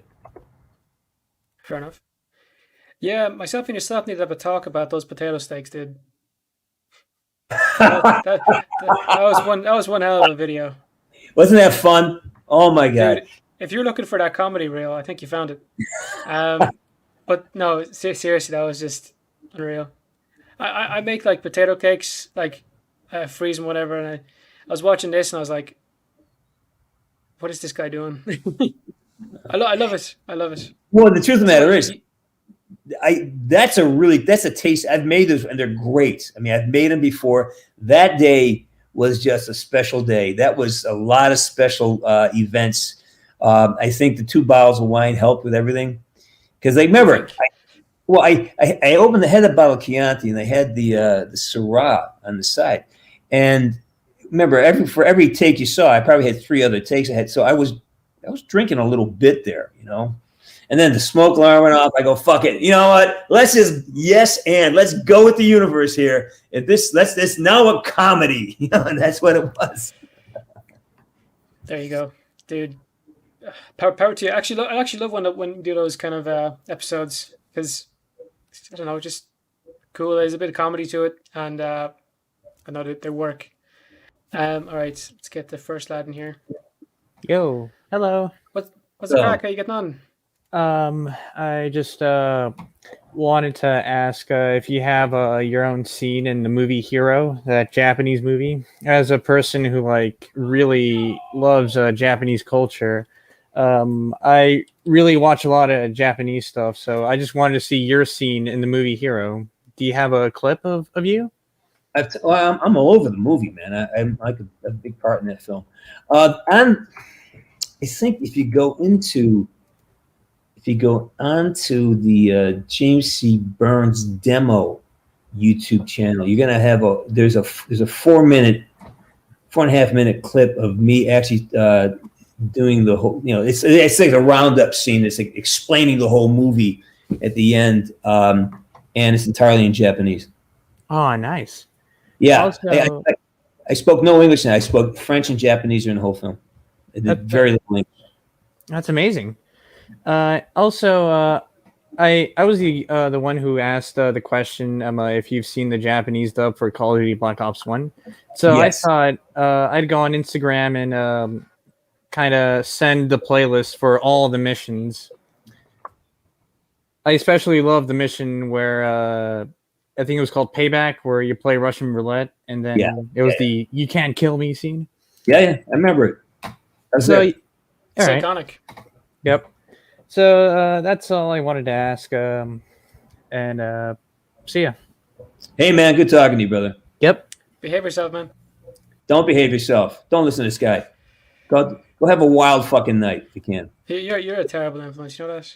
I am. I'm awful. All right, didn't reckon we get the big bucks in here, but how you getting on, Jeff Bezos? Go once. Hello. Hello. Hey, how you doing, man? How you doing? I'm doing good. How are you? Where you from, man? Good. I would rather not say. Okay. Anyway, I just wanted to stop and say hi. Hi. Yeah. Hello. How? Yeah. I just wanted to stop and say hi. All right. Well, it's nice talking to you, man. I appreciate it. All right, behave yourself. All right, now here's someone. Or don't behave yourself. I'm gonna. Oh my god. Right, I'm gonna introduce you to someone now, and you know they're quite important to me. So how are we getting on, Shauna? What's the crack? Hello. Hello, Girlfriend. Shauna. Hello, love. How are You you? can really. I'm so groovy. So I don't know if Shauna knows anything about Call of Duty, but that's a girlfriend there anyway, and yeah, she's Whose been kind girlfriend? of tormenting the chat today. Mine. If you believe it or not, she's real, James. Oh, you're the Shauna we've been talking about. Huh. Okay. It's all There you true. It's all true. Yeah. All true. Shauna, All the What's magic. true? Turn What your did he head. say? Shauna, turn around. Turn your head around. Just turn around. Look to the left. Oh, you're right. Oh my, Gerard, you're so right. Oh my God, Gerard, I can't believe you said. Turn the other side. Let me see the other side. It's like the other side I'm too. going grey. Leave me alone. Oh my God, Gerard, I wouldn't have believed it unless you told me yourself. Oh my God. You know what? You know, yeah. I would not be You know paid what? enough. There you go. That's how you know you're real. I love it. Sean, I'm not gonna playing keep rough. you. Yeah, I'm gonna keep you up here with us and let the next lad in. How you doing, Narks? Howdy, howdy. First All one's on my laptop, so Dude, it's so much better. no more bullshit. There you go. How you doing, buddy? I know you've been pretty busy recently. Just hanging in there, doing what I can do, working, relaxing when I can, all that good stuff, making the money that I gotta make, do what's expected of me, and then some. That's my There you boy go. right there. That is words for success. There Right, you go. Shauna? Yeah, I just bought my first car. What did you get? What kind of car did you get? A Toyota Yaris. Nice. Welcome to the Toyota family. Mm. My uncle was Yeah. just like, it's not gonna break very easily. Toyotas last you forever. Yeah. There you go. I'm almost halfway there. I had a Toyota Highlander hybrid for 10 years. Loved it. Highlanders are nice, And then what especially the happened? newer ones. And then what happened? Yeah. I don't know. Glad things are going well with you, Narks. You've been a fucking busy guy recently. But look, laptop's going well, work's going well. You're sticking at it. So no news now. You watching UFC tonight? Nope. I'm not, but hang on. Lads, what's the crack here now? Hang on. I got Darwin came by today. Oh. Yeah, him and Becky came by in a big U-Haul, a big moving truck. So I was storing some stuff from here, and I helped him move in. So that's been a crazy morning, man. It's a crazy freaking morning. But You want to see it get crazier? yeah, we bring it on. Oh no. Oh no. Now he's picking on what your leg. What are you talking cover? Hey, Ducking cover. did you tell him what you made or what I'm working you? Oh, hey, by the way, guys, I'm doing this today too. Hang on. Yes. Congratulations. Can I be on stream while you do that? Well, should I do it on the stream or should I just do a video of it?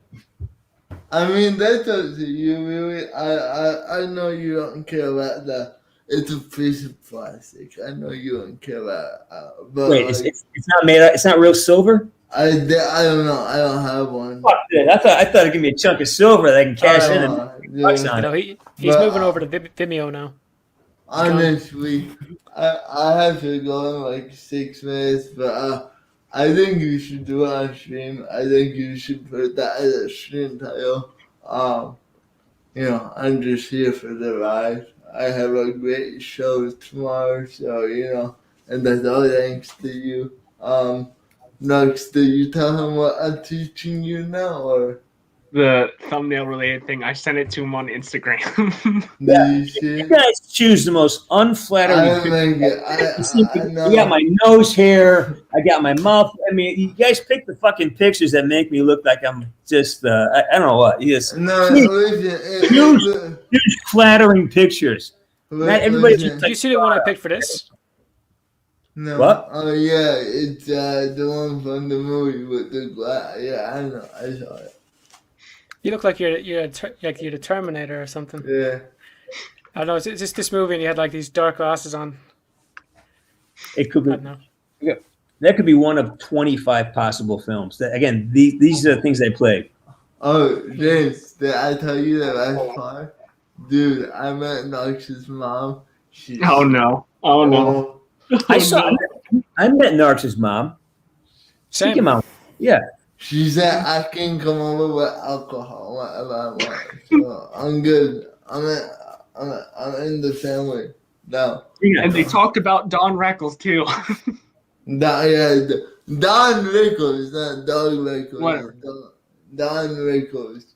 Whenever I come on your show with James, You're channeling Don Rickles on my show? I mean, I feel like I do. I make fun of you. That's what the guy did. That's what I love doing, So, but yeah, Wait. dude.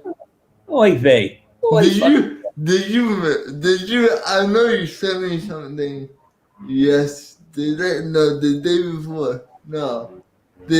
Friday you sent me something. Did you miss me? Did you actually miss me? Can you say that you miss me? Oh, no fucking way. I'm not giving you that. I'm not going to give you that. I'm not giving you that bone to chew on. Dog. Why? I'm not giving it. No. You got to earn that shit. Up, boy. Down. Sit. Down, boy. Dog, down. I'm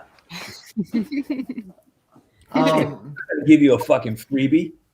I'll tell Shauna I missed her. I missed you, Shauna. You don't even know her. Thank you. See? He knows me well enough. It's fine. See, I know her. I know her better than you do. Bro, there's like Nark's dog and myself here, and he's like, yeah, not a chance. Dude, Shauna and Jared know each other since 5 years old. And I find that insane. Did you know that? I told that story earlier. Did you know that? Are you guys related? What? Are you guys? Nice. Are you brother and sister or cousins or what? Nice. It's Ireland. It's Ireland, you know. That doesn't happen here. That is very uncommon. Actually, in fairness, we know people who've accidentally done that stuff. It's pretty common, man. There was when I was in high school, not high school, first year of college. I flew down to Florida for spring break, and I had a cousin that I'd never met. I'd met her when we were like 5. I hadn't seen her in years. And I flew down there, and I was staying with my aunt. My aunt was like a massive beer drinker. I loved her. She's a great lady. And I took her and a bunch of my hockey buddies. We crashed at our house in Fort Lauderdale, Florida. Oh, yeah, your cousin wants to see you. So we're me and a bunch of mud monkeys like myself. We're sitting around, and in walks this stunning, tall, blonde.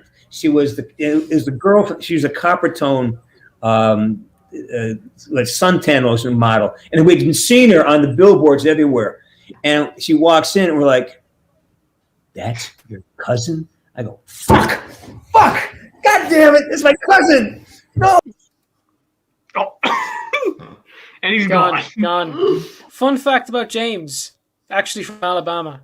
I'll put that back in. Oh, she was gorgeous, man. She was stunning. Oh my god, she was stunning, man. So I get the cousin thing. I can see how that happens. Yeah. I remember being in like third year here, and it was like Are you going to talk about Bradley? No, I'm not. Thanks for name dropping, but no, not him. It's a different one. There's some lad who ended up getting with his cousin at like one of these disco yokes, and I don't think the guy's ever heard the end of it. And he's not the only one. Yeah, but did that happen? That's great because I'm not from the area, and I'm the oldest of all my cousins, so it ain't happening to me. I gotta go into minutes. But didn't that happen a lot, like way back in the day, where like when you guys had like kings, princes, like James, was that common back when the dinosaurs were going around and when God was a boy? Like, well, so Jesus was overrated. Okay, and we met. We had a couple drinks. We did the wine thing, and I just don't. I don't back then. I wasn't sure, and then the whole cross stuff happened, and and it's like I told, hey, get yourself an AR because when they come in hard. If Jesus had an AR, none of this would have been a problem. Jesus is what happens when you don't defend yourself against the government tyranny. I love you. Dude, someone needs to quote that and clip it and post it forever. Can you tell on par with the Onion line? Can you tell Darwin was here today? Yeah. Yeah. Oh yeah. Yeah. Darwin's a great guy.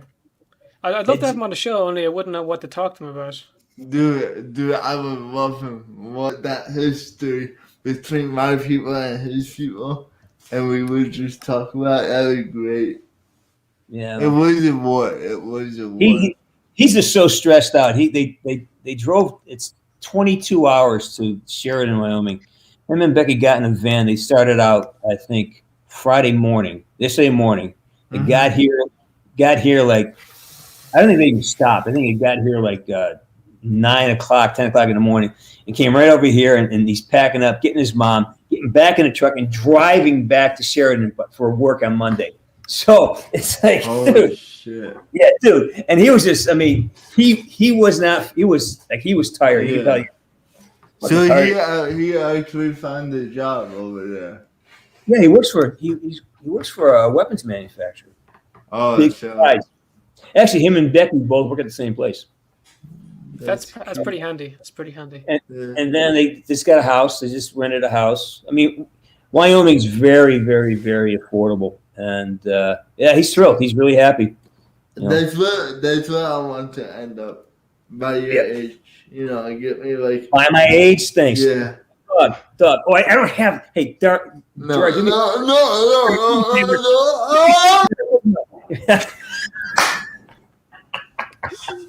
Oh my god. Quality. All right, Doug. I know you got to go anyway. So Notice how he behaves when I do that. It's like you know he's behaving. It's like swatting a dog in the nose. Hey, I get my second vaccine, 16. So Yeah. like, Actually, yeah, I'm trying to get when I have a couple job opportunities that may be dependent upon it. Actually, I can't talk about this shit, but I got some really exciting shit going on. Some really. Hey, listen, wait, because I know you don't sleep. 4 a.m. CBS.com is the magic time, I guess. I mean, that's when I got it. So I don't know if you got CBS by you guys. Yeah, it's California's a little different. We do things a little differently out here. Yeah, I heard. Yeah, I have to renounce my white privilege before I go get it. I think it's like wow. Everyone goes fucking silent. Boom. Could you tell I've been talking to Darwin all day? Yeah. Hey, I got a question. Let's go I back know, man. in You the live in a day. weird place. Let's go back in the day. I have a question. What years were you in New York City? I was in New York 1985 until ostensibly 2001. From its founding until 2001, you know, back when it was called New Amsterdam, and the Dutch were over Amsterdam. there. Yeah, I was I came to town. I think first time was actually no. First time I was in New York was actually 1982 or 3 on my way. I stopped there for 2 nights on my way to Belgium. I was playing hockey. I had a friend. I stopped and visited a friend in New York for a couple You nights. got a ticket. Yeah, you told me about that. No, because tomorrow I have this guy, and he was in New York went from Hawaii to New York, but he was in New York for 1982 for 3 months, and he was right down the street from Studio 54. So I can't. Been there. I did that. I was. How was that though? I feel like it wasn't the same compared to like the late 60s, the early 70s. Like I heard JFK. Teenagers, people who like to do that haven't changed in a long time. 54 was crazy. It was just fucking. It's the Wild West, man. It's crazy. New York was crazy. It was wild. I lived on 45th Street between 8th and 9th Avenues, and it was called Hell's Kitchen for a reason. It was before Disney got there and cleaned up. There's like peep shows and hookers everywhere and drug addicts and gunfights. And my very first night in New York, God, what year is this? I think maybe 85. I was there, and I'm a farm boy basically. I'm a rube, highly educated, but I'm a fucking hick, you know. And I'm in this apartment. It's a walk up. I'm on the 3rd floor on this balcony, a tiny balcony, and I'm just like, you know, I'm wide awake. It's like it's 3 o'clock in the morning. And it's New York, and the lights are on, and there's just traffic, and you know, there's this prostitute doing her business in the parking lot. I'm watching that, like, and then all of a sudden, this white van comes roaring down 45th Street towards 9th Avenue, and then all these police cars block off 9th Avenue. They stop, and this van crashes into a police car, and out of the back is a bunch of Rastafarians with machine guns, and they start shooting at each other. And I'm sitting there, and the guy I'm staying with, named Checkers, I go, Checkers, they're shooting a movie out in front of the house. And there's this gunfire, and you look down, and it's a wall of windows, all these heads sticking out the windows, and it's just cops shooting at just this huge gunfight. And Checkers grabs him back and said, "Get the fuck in here, you idiot! That's a real gunfight." I go, "No, it's a movie." He goes, "No, it's real." I go, "Is it really?" And so you're like, bullets flying everywhere. That's my first night in New York.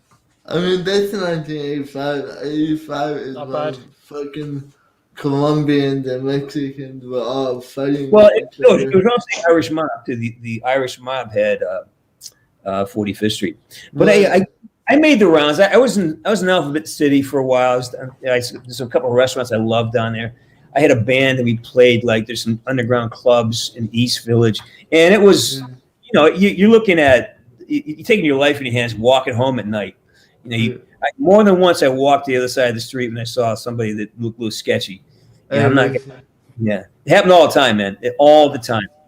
Yeah, all the time. I gotta go. Nice. I love you, Jared. I love you. All right, buddy. Take care. See you, Dad. Nice meeting you, James. Dog. Old man. Dog, shut up. I did miss you, so there you go. Yes! Oh! See, 10 years later, is it 10 years? It's 11 years. Would you blow him a kiss or something if you really miss him? 11 years. Don't you know? 11 years after. Learn how to make a timely exit, okay? 11 years. 11 years. Listen, 11 years. 11 years after playing as Woods to hear that from Woods, I'm okay with that. So, yeah! Backwards. Fresh pack of backwoods. Fresh pack. Very nice. Anyway, love you. Ah! Take care. Wow. Okay. No, because I'm going to put you off the side as well because I got a couple of lads in here waiting. Hey, brother, I got to go to work anyway, so are you talking to me or Narcs? Narcs. Oh, Narc, get the fuck out of here. Go to work, you got 5 minutes? All right. We'll let this lad in. He was in here for a while. You got me till 3 o'clock. Hey, what's up, boys? Who's this? Hey, Manuel, how you doing, kid? I'm doing good, Sarge. How's you? What is my fucking pet peeve? That's what I wanted to do. That's what I wanted to do. I've been talking now for almost 40 minutes. You know how I'm doing. Well, if it's not me, if it's not Knox, if it's not Dog, it's gonna be someone new. Oh, what do you got to say, man? Talk? Contribute to the conversation here. We're helping Gerard's show here. You got to build some conversation. Let's have a conversation. Okay, let's have a conversation. Since we were talking about before you were in the show, we were talking about the single life, and I was just waiting to tell Girl and Dog about the opportunity that I had, and I shit on it. I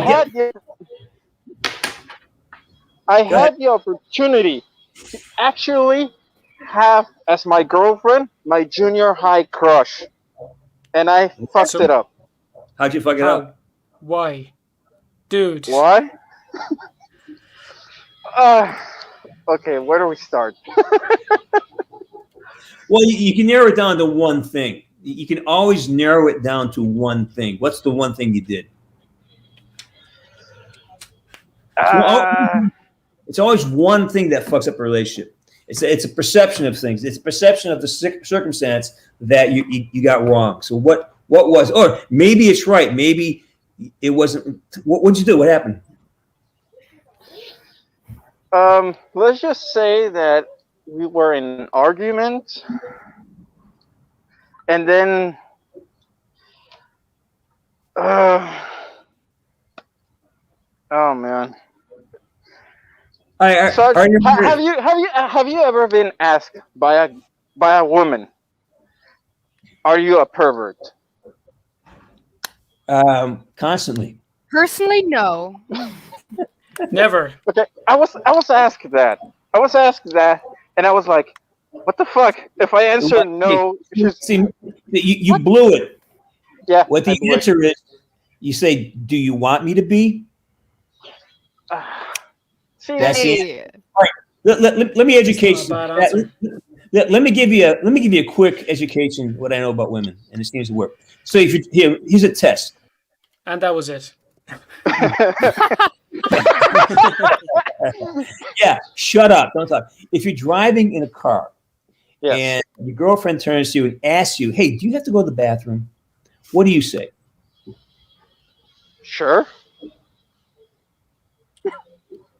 No. No.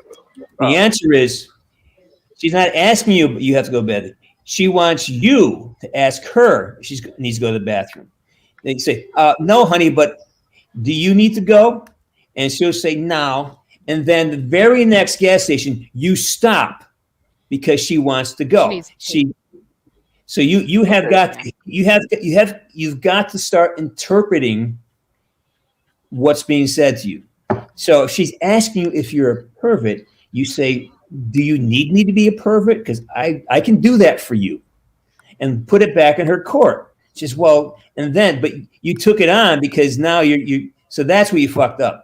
You got to listen to a deeper conversation. If a girl asks you a question, that means she wants you to ask her a question.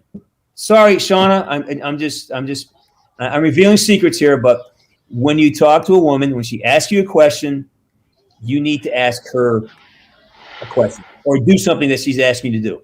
You know, do you like steak? I love steak. Would you like to go for steak dinner one night? You got to learn these cues. Dude, pick the cues. I get this question all the time. It's always, "Do you like pasta?" And you say, "I love pasta. Shall we go for pasta some night?" That's the answer. That's the only answer that's going to work. If you say yes, you're being inconsiderate. Say no. It's like if she suggests something for dinner, that's her way of saying, "I won't have this for dinner." Like, yeah, you're not wired like lads who would just be like, "Should I get a fucking McDonald's?" "Yeah, sure." Can I get a kebab? It's house. "Do you want to get a kebab?" "Yeah, we'll get two." All right, Manuel, I'm going to put you off to the side. We got Trader guys. Yeah. Talk to you after, okay? See you, Manuel.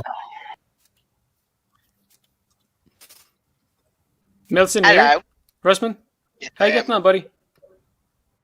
Pretty good. How about y'all? Great. Perfect. What you up to today, man?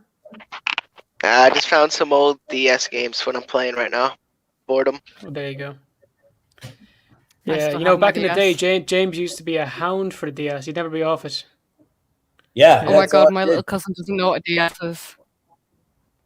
I didn't know My what little cousin didn't know. She actually asked me, she's like, "What do you mean, what's a DS?" And I was like, "Oh yeah." I was like, "What?" Wow. What is a DS? I don't know what a DS is. What is that? It's a Nintendo thing. Do you know what a Game Boy is? Yeah, it's a Nintendo thing. Oh, okay, gotcha. Boy. Yeah. Funny enough, I'm pretty sure one of your games. I still have my original Game Boy. Nintendo.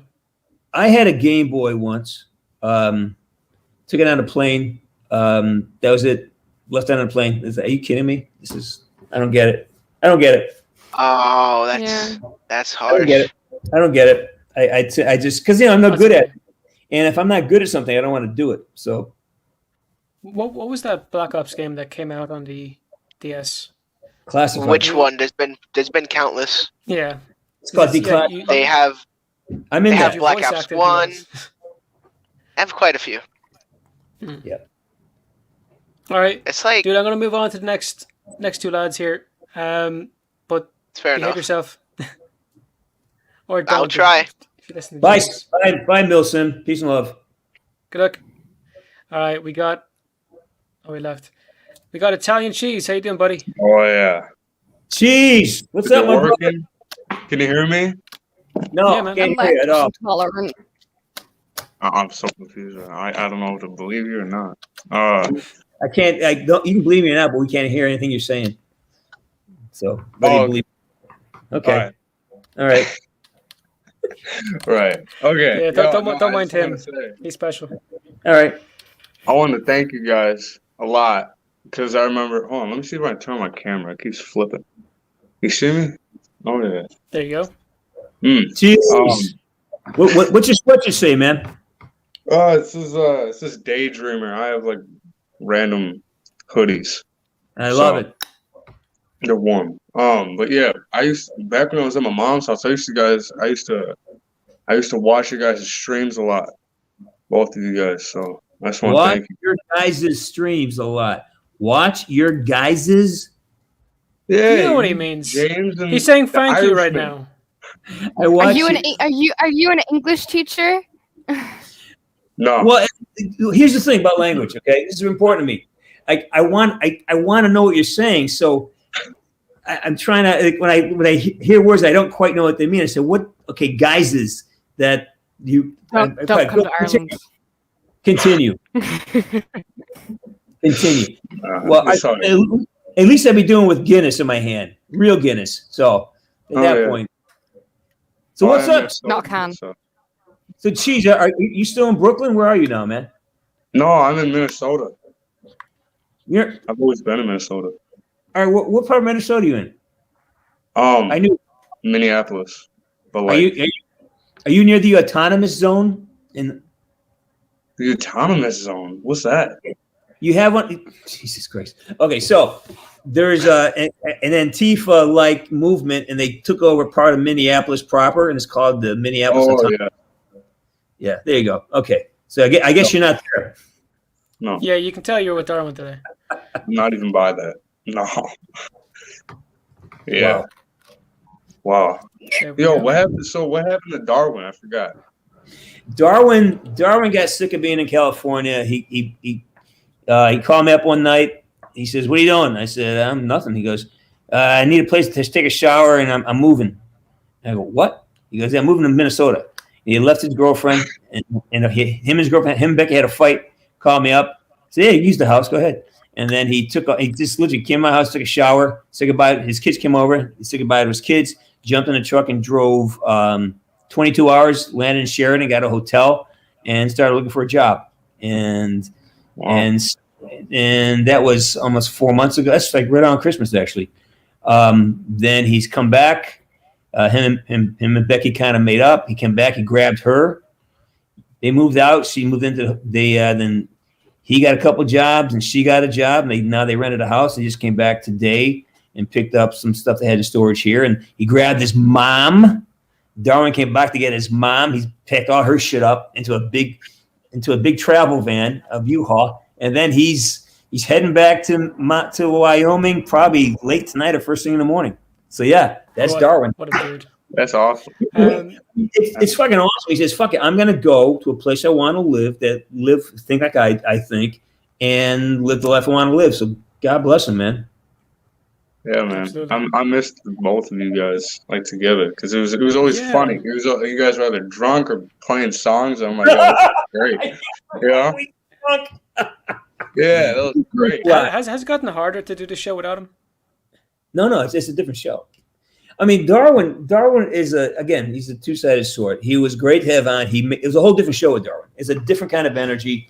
I'm not sure I'm 100% comfortable with some of the places he would go because he doesn't understand that he's not the one that gets pinged. I do. It's my show that gets the. I got pinged a few times. He said a few things that I got notices about. Oh yeah. I had to take down a couple of the shows actually because I got warnings. So I loved having him on. He was entertaining as hell. It was fun, but it was also really not what I'm trying to present as a brand. Yeah. Yeah. Italian Cheese, hold on till the end. I'll chat you after. I'm just going to get the last guy in here and let James head off to do whatever he has to do. All right. See you, Cheese. Peace and love. Sketchy Irishman, you're looking fairly sketchy. What's the story? Just same shit, different day.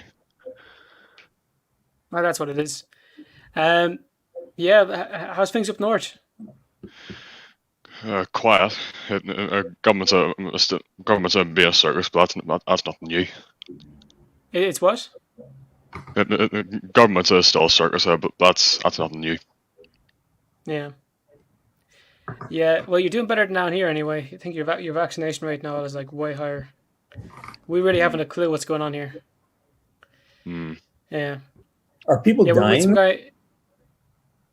Hmm? Are people dying over there? I can't keep track what's Yeah. happening in different parts of the world right now.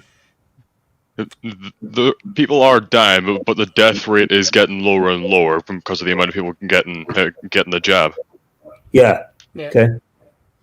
Getting the jab. I love it. Getting the jab. Yeah, here it's weird. Like, it's not that people are dying; it's that they're like severe cases. Because smoking and drinking is a huge thing here. People's health here is god awful. It's just seriously awful. And people are clinging on by the skin of their teeth. They're not doing well. Wait a minute. People in Ireland drink? Yeah, apparently there's more alcoholics per person in the States. So per capita. Take that one, America. Well, hey, we have heroin addiction, so we win. There you go. You win. That's we have heroin and prescription addictions. So. Yeah. There's America's. It's amazing in one sense, and it's crazy in another one. But that's a different conversation. I really want to, so that's where we clash. Yeah. No, I mean financially, I could never live there. We're in the U.S. Yeah, healthcare. Yeah. It depends on where you are. I mean, if you live in a city, it's going to be expensive. But you guys don't understand just how big the U.S. is. I really think it's interesting when I talk to people about what they think they know about. This is a huge, massive land. Like, we're the size of Europe, basically. This is a huge, way bigger. And it's like there's so many different types of life and ideas, and the fact that we've held together this long is a miracle, because you have these massive populations in the seaboards and the cities that have a totally different idea of what's going on. And then you get to the Midwest, Texas and Dakotas and Oklahoma, and there's 50 states that are all massive, their own ideas about everything. So when folks come here, God, I remember I was talking to somebody.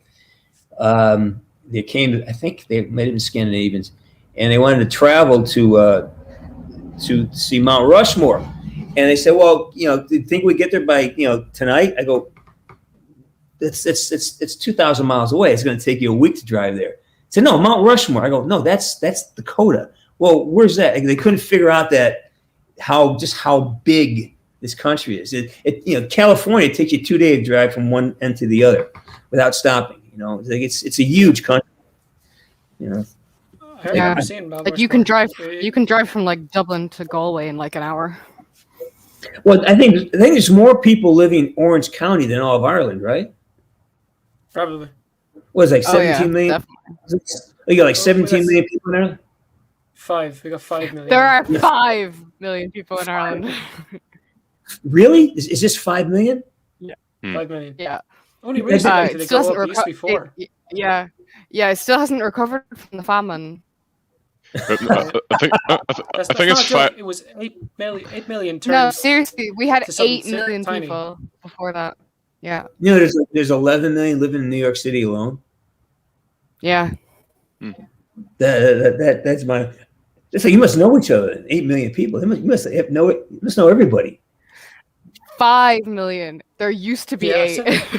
I've said that a fair bit. If you go to Dublin, which is where everyone's going to go there for a bit of fun on the weekend or whatever. If you go to Dublin on the weekend, you're going to see somebody you recognize, like someone from town, someone you've met before. Yeah. That's amazing. Like, you're probably going to run into somebody you know. Yeah, because how many people your age are there? It's probably not that many. So, what is the population? What is the population in Ireland? Is it mostly older, like boomers, or is it? What's the demographic? How's it shake down in Ireland? I actually don't know.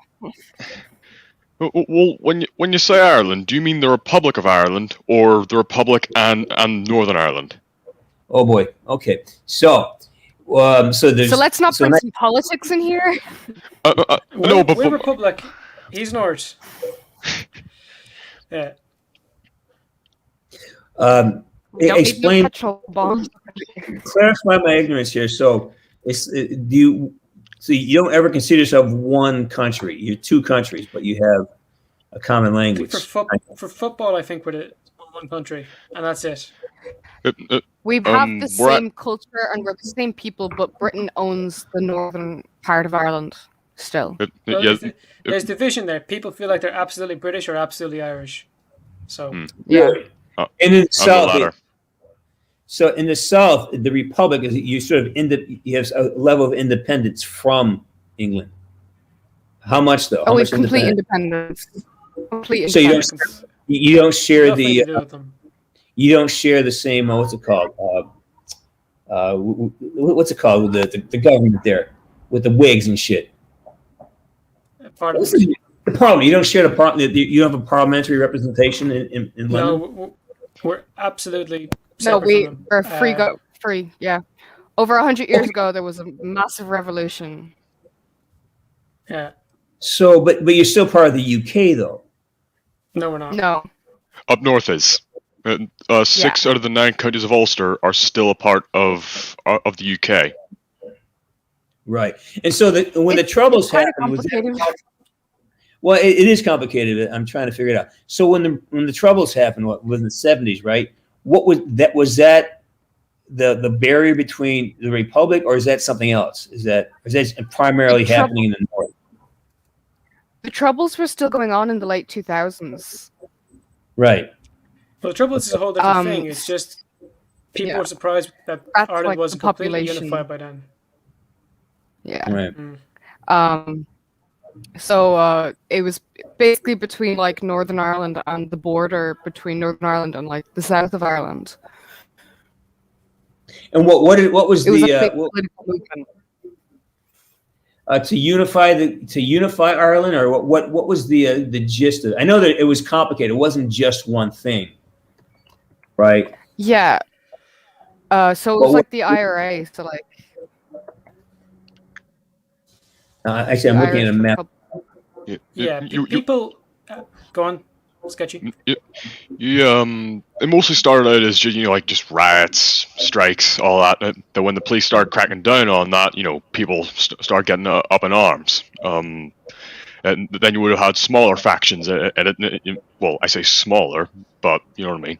You would have had factions among you would have had likes of the IRA, the provisional IRA, the UVF, a load of the new IRA, a load of other Protestant factions who I can't remember. They all would have been duking it out amongst themselves. Well, not really the IRA and the Provo IRA, and technically the new one. The Catholic organizations wouldn't have really battled amongst each other. I think there was a bit of bad blood between the original IRA and the provisional IRA, I think. Yeah.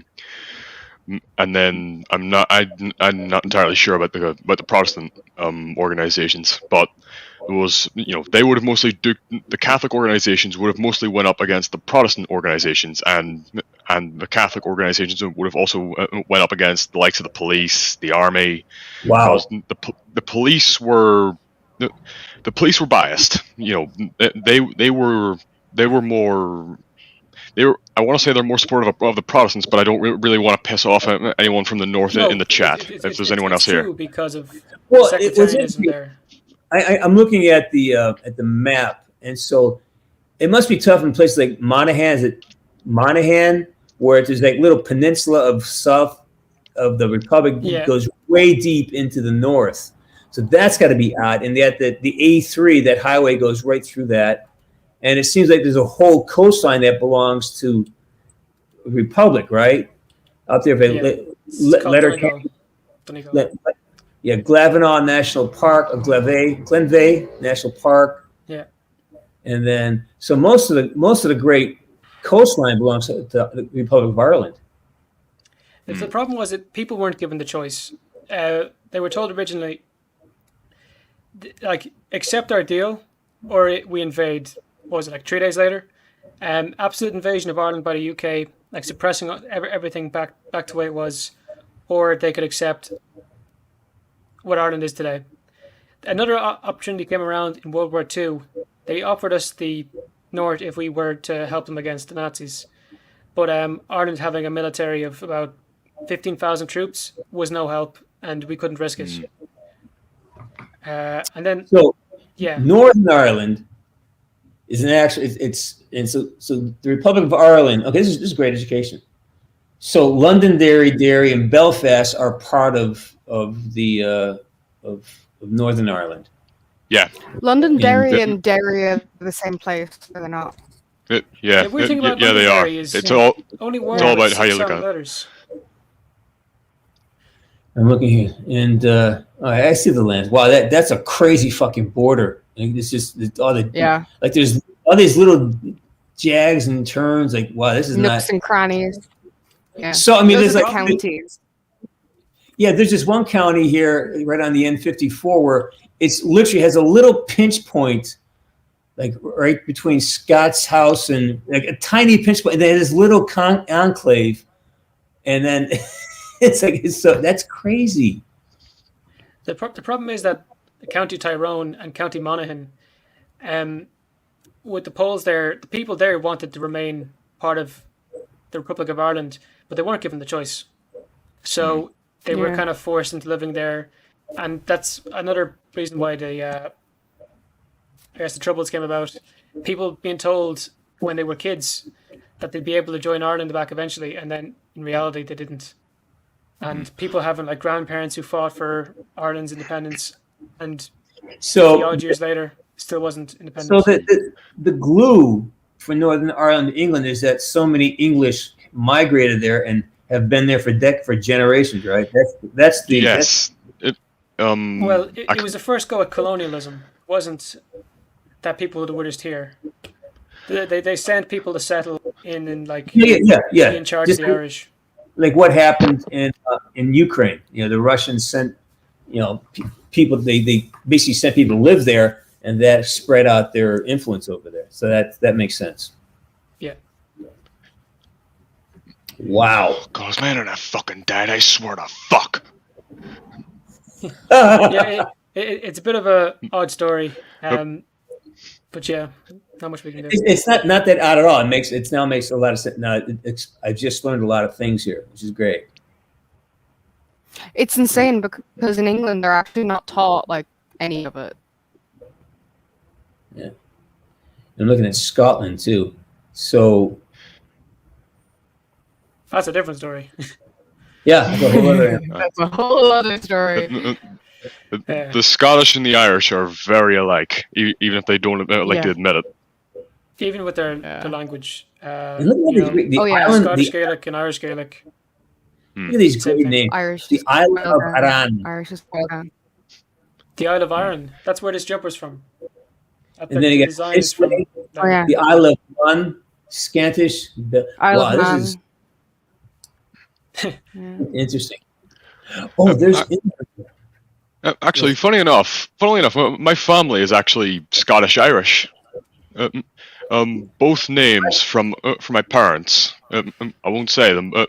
According to my granddad, I'm taking his word with a grain of salt. But according to him, both my family names are actually Scottish. So somewhere along both my lineages, there's a Scottish immigrant. Well, my grandfather's people are from on my dad's side are from Northern Ireland, someplace. I don't know exactly where, but they claim Scottish heritage. But I know that they came. My father's father was Northern Irish, but he claimed to be Scottish, but he came from Northern Ireland. And then his grandfather was somewhere. I think he might have been Highlander. I think. Well, if he was Scottish but he came from Northern Ireland, that just could have been like where the boat was. Oh, okay. Yeah, it also depends how long ago they came over. Yeah, this is probably during the 19th century. Yeah, because until 1922, we were part of Britain still. So that makes sense. Bit of history there for you. The Irish Revolution happened in 1916. But it didn't really get anywhere initially. It took a while for it to get anywhere. Like that was the first one. They just killed everyone who was involved in that, and then like throughout the years afterwards, they tried and finally got us with Michael Collins. Now, what do you like? Like in Dublin, you can still see bullet holes and shit. Yeah, it's like we've been to some of the sites where the Rising happened, and yeah, bullet hole's still there. Yeah, there's still bullet holes 100 years later. You're gonna have to What are the repeat sneers and it. the sneers and jeers that you loudly let us hear when our leaders of 16 were executed? Oh, Come out, you black and tans, come out and fight me. Like, all right, I won't carry on. Rich getting political. Anyway, James, I know you're a busy guy. I know the song Black and Tan. I used to sing it in bars. I remember it. There you go. It carries a whole other bag of shenanigans here. But anyway, James, I know you're a busy guy. I don't even need to tell people where to go find you. Sarge's Corner everywhere. Gypsy Burns everywhere. Yeah, that's me. I'm that guy. Worth the Google search. Well, listen, it's great talking to you all. It's very excited to take a trip to Ireland. I don't get there enough. So. Well, fair play to you. By the way, James, before you go, I'm at the ask. How have you been? Fuck you. Okay. Fuck you and your evolution. Fuck you all. I'll never drink a